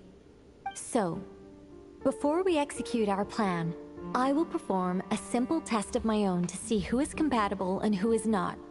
Once that is done, we will have to complete the resonance process as rapidly as possible. The participants must remain stationary while the Kuvaki circulates and bonds with them, and they mustn't eat or drink anything. What? No eating or drinking? That's some hardcore fasting. They'll all be monks by the time they're through. 3 days. Oh, that's so long! And we still need to find 2 more people who are not just compatible, but also willing to volunteer. Fasting? What are they talking about? Really? Don't you want to think this through? Haha, count me in too. 3 days without food? I can handle that. Miss Nicole has made it clear that this is the easiest way. The way I see it, there's nothing else to discuss. It's time to step up.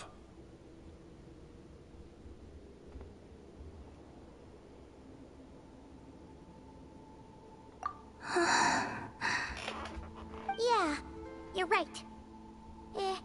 In that case, Paimon volunteers to be Captain of Logistics. She'll keep the fires lit and grab some spare clothes to keep you comfortable. Then we'll start with you first, Traveler. Please step forward.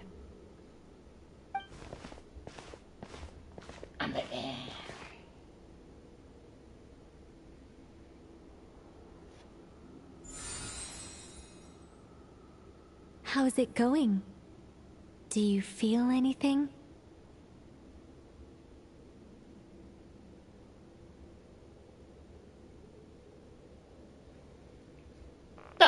No. How about now? Nope. And now? Still nothing. What about now? Did you do something? Hey guys, it's not a competition, you know. All right, I'm officially impressed. Even as a descender, you can withstand far more than I imagined. Oh. It's like I summoned a giant stone titan to arm wrestle you, and your arm hasn't even moved an inch. In my last attempt, I infused 5 times the amount of Kuvaki required.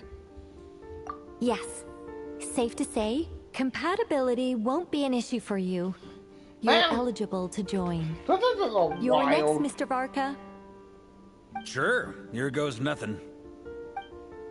All right, I'll start where we left off. Imagine 5 times the required Kuvaki dose. Whoa, whoa, whoa, hey, wait a minute. Whoa! How's it going? No, not great. I kind of want to puke. Feels like I've been drinking too much. A few bottles of wine, then a big stein of Dark Horse. Some hard liquor from Leo I mixed in. You think this is funny? I just lost to a young lady in an arm wrestling contest. I'm never gonna live that down. My apologies. I'll lower the concentration and try again. Oh. How's it going now? I'm not as dizzy as last time, but I can still feel it.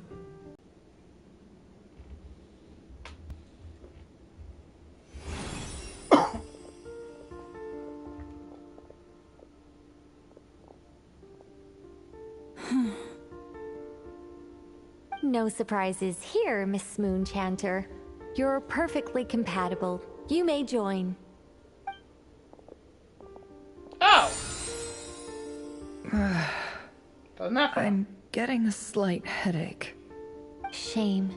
You were so close. Whoa! I'm itching all over! Allergic reaction. We can't have that. Huh? Well, are you gonna start a what?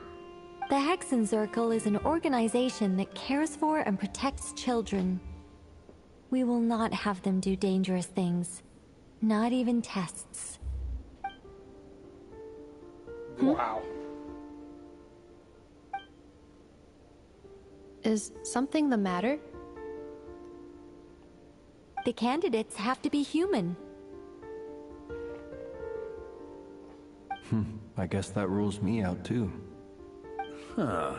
Everyone except the Moonchanter got beaten. Guess I don't need to feel so bad after all. I mean, looks like this isn't gonna be as easy as we thought.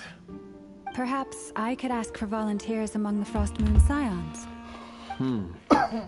I'll see about talking to some trusted Lightkeeper colleagues. Itlua springs to mind. In fact, I think we had some former Frost Moon Scions join our ranks recently. Cool. Can you give me the scientific explanation for how the test works? I can probably make some kind of test bot. Then we can just zip through Nasha Town, going up to people and pressing a button to check their status. Wouldn't that be way easier? Ooh. No. Oh. Wow! No elaboration for once. How about I contact the Knights of Favonia's garrison in the Wave Chaser plane? Shame that Lohan's already left. And that guy's even tougher than I am. Strange. The moon goddess is clearly revered by many people. So why is she on the brink of disappearing? She mentioned that the world has rejected her from the very beginning. And when we fought the Rahier of Solnari, it seemed like she exhausted her power for our sake. Also, I'm not sure revered is the right word for how people feel about her. Gratitude, certainly. For my part, anyway. It's basic reciprocity. She helped us, so she deserves our help in return. Yeah. Even though she looked like she didn't care, she still saved a ton of people, including me.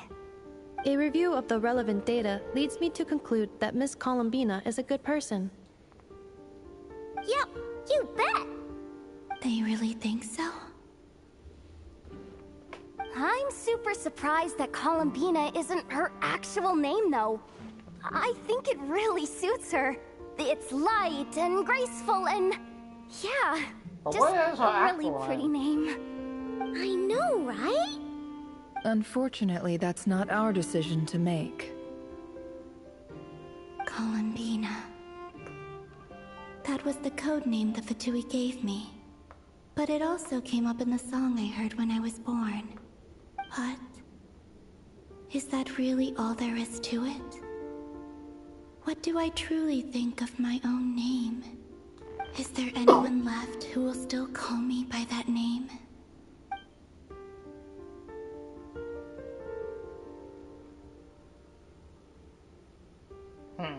Good question.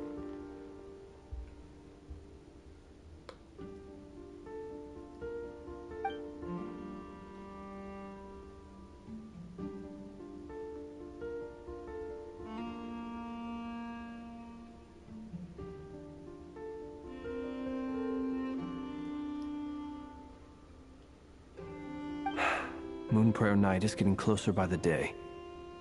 We're running out of time. We need to look for other candidates. Oh, hi. Then allow me to try. Huh? What are you doing here? You contacted your friends via the Adventurers Guild. Sandrone has been keeping an eye out for something like that, so she informed me.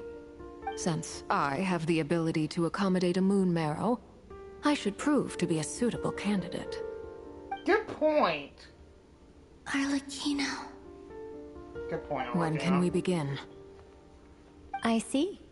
We can begin right away.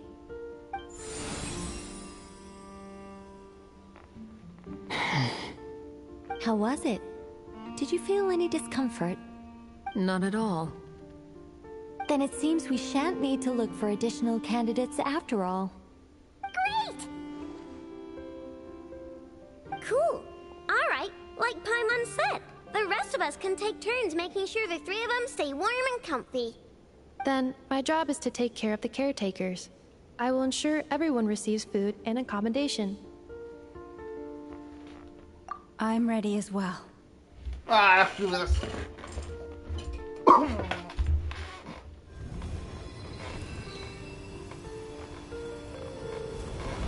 By the almighty Shogun. Sorry.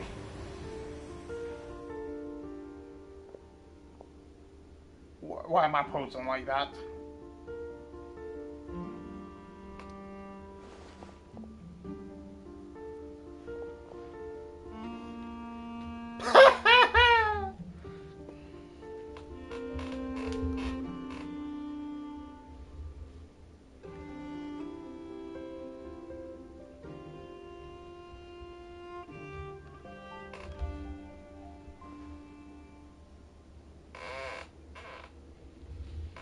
by the power of Victor.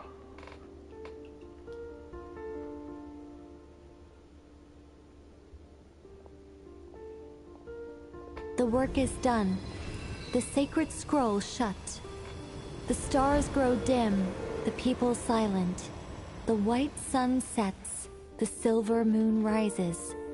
O path to the temple, appear now before us.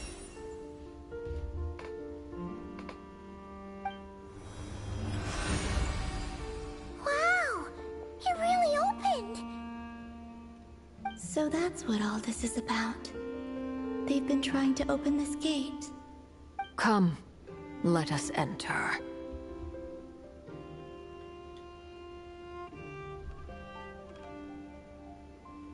It might be best to eat something first.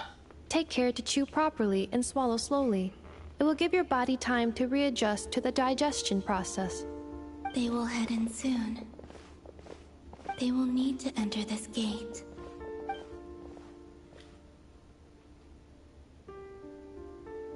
Huh? I cannot pass through. Is it because I have no physical body? It has been 3 days. My strength is all but completely faded. Can I really hold on until Moon Prayer Night?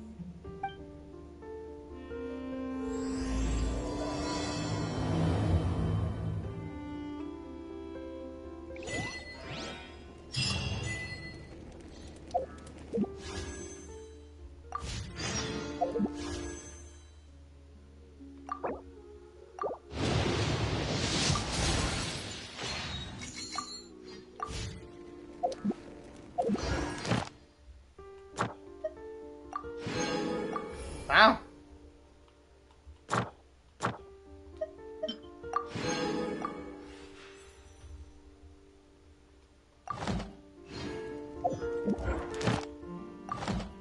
Oh, yeah, I should probably get those.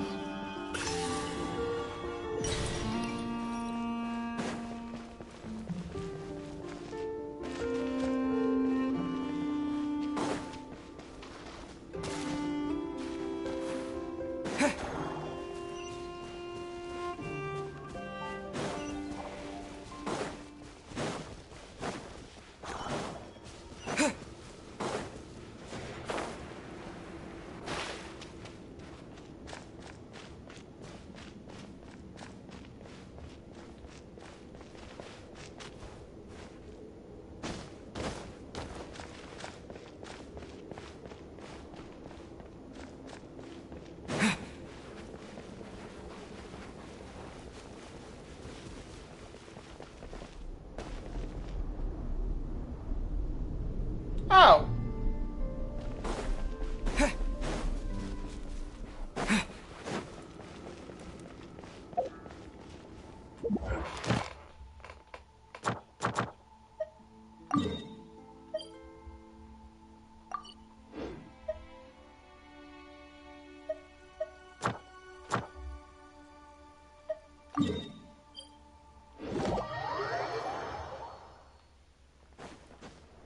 Ad Astra. Thank you for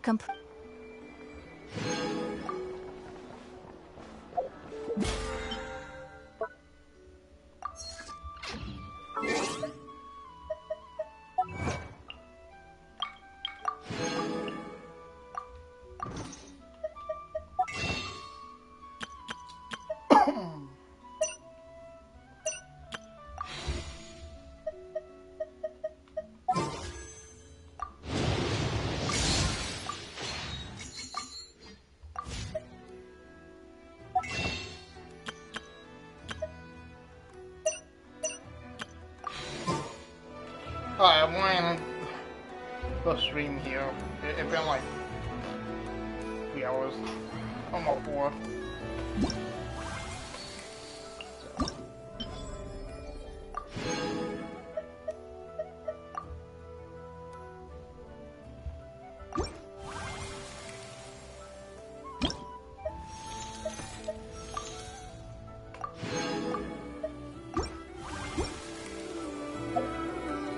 Yeah, I'll get you guys later. Empire. Peace.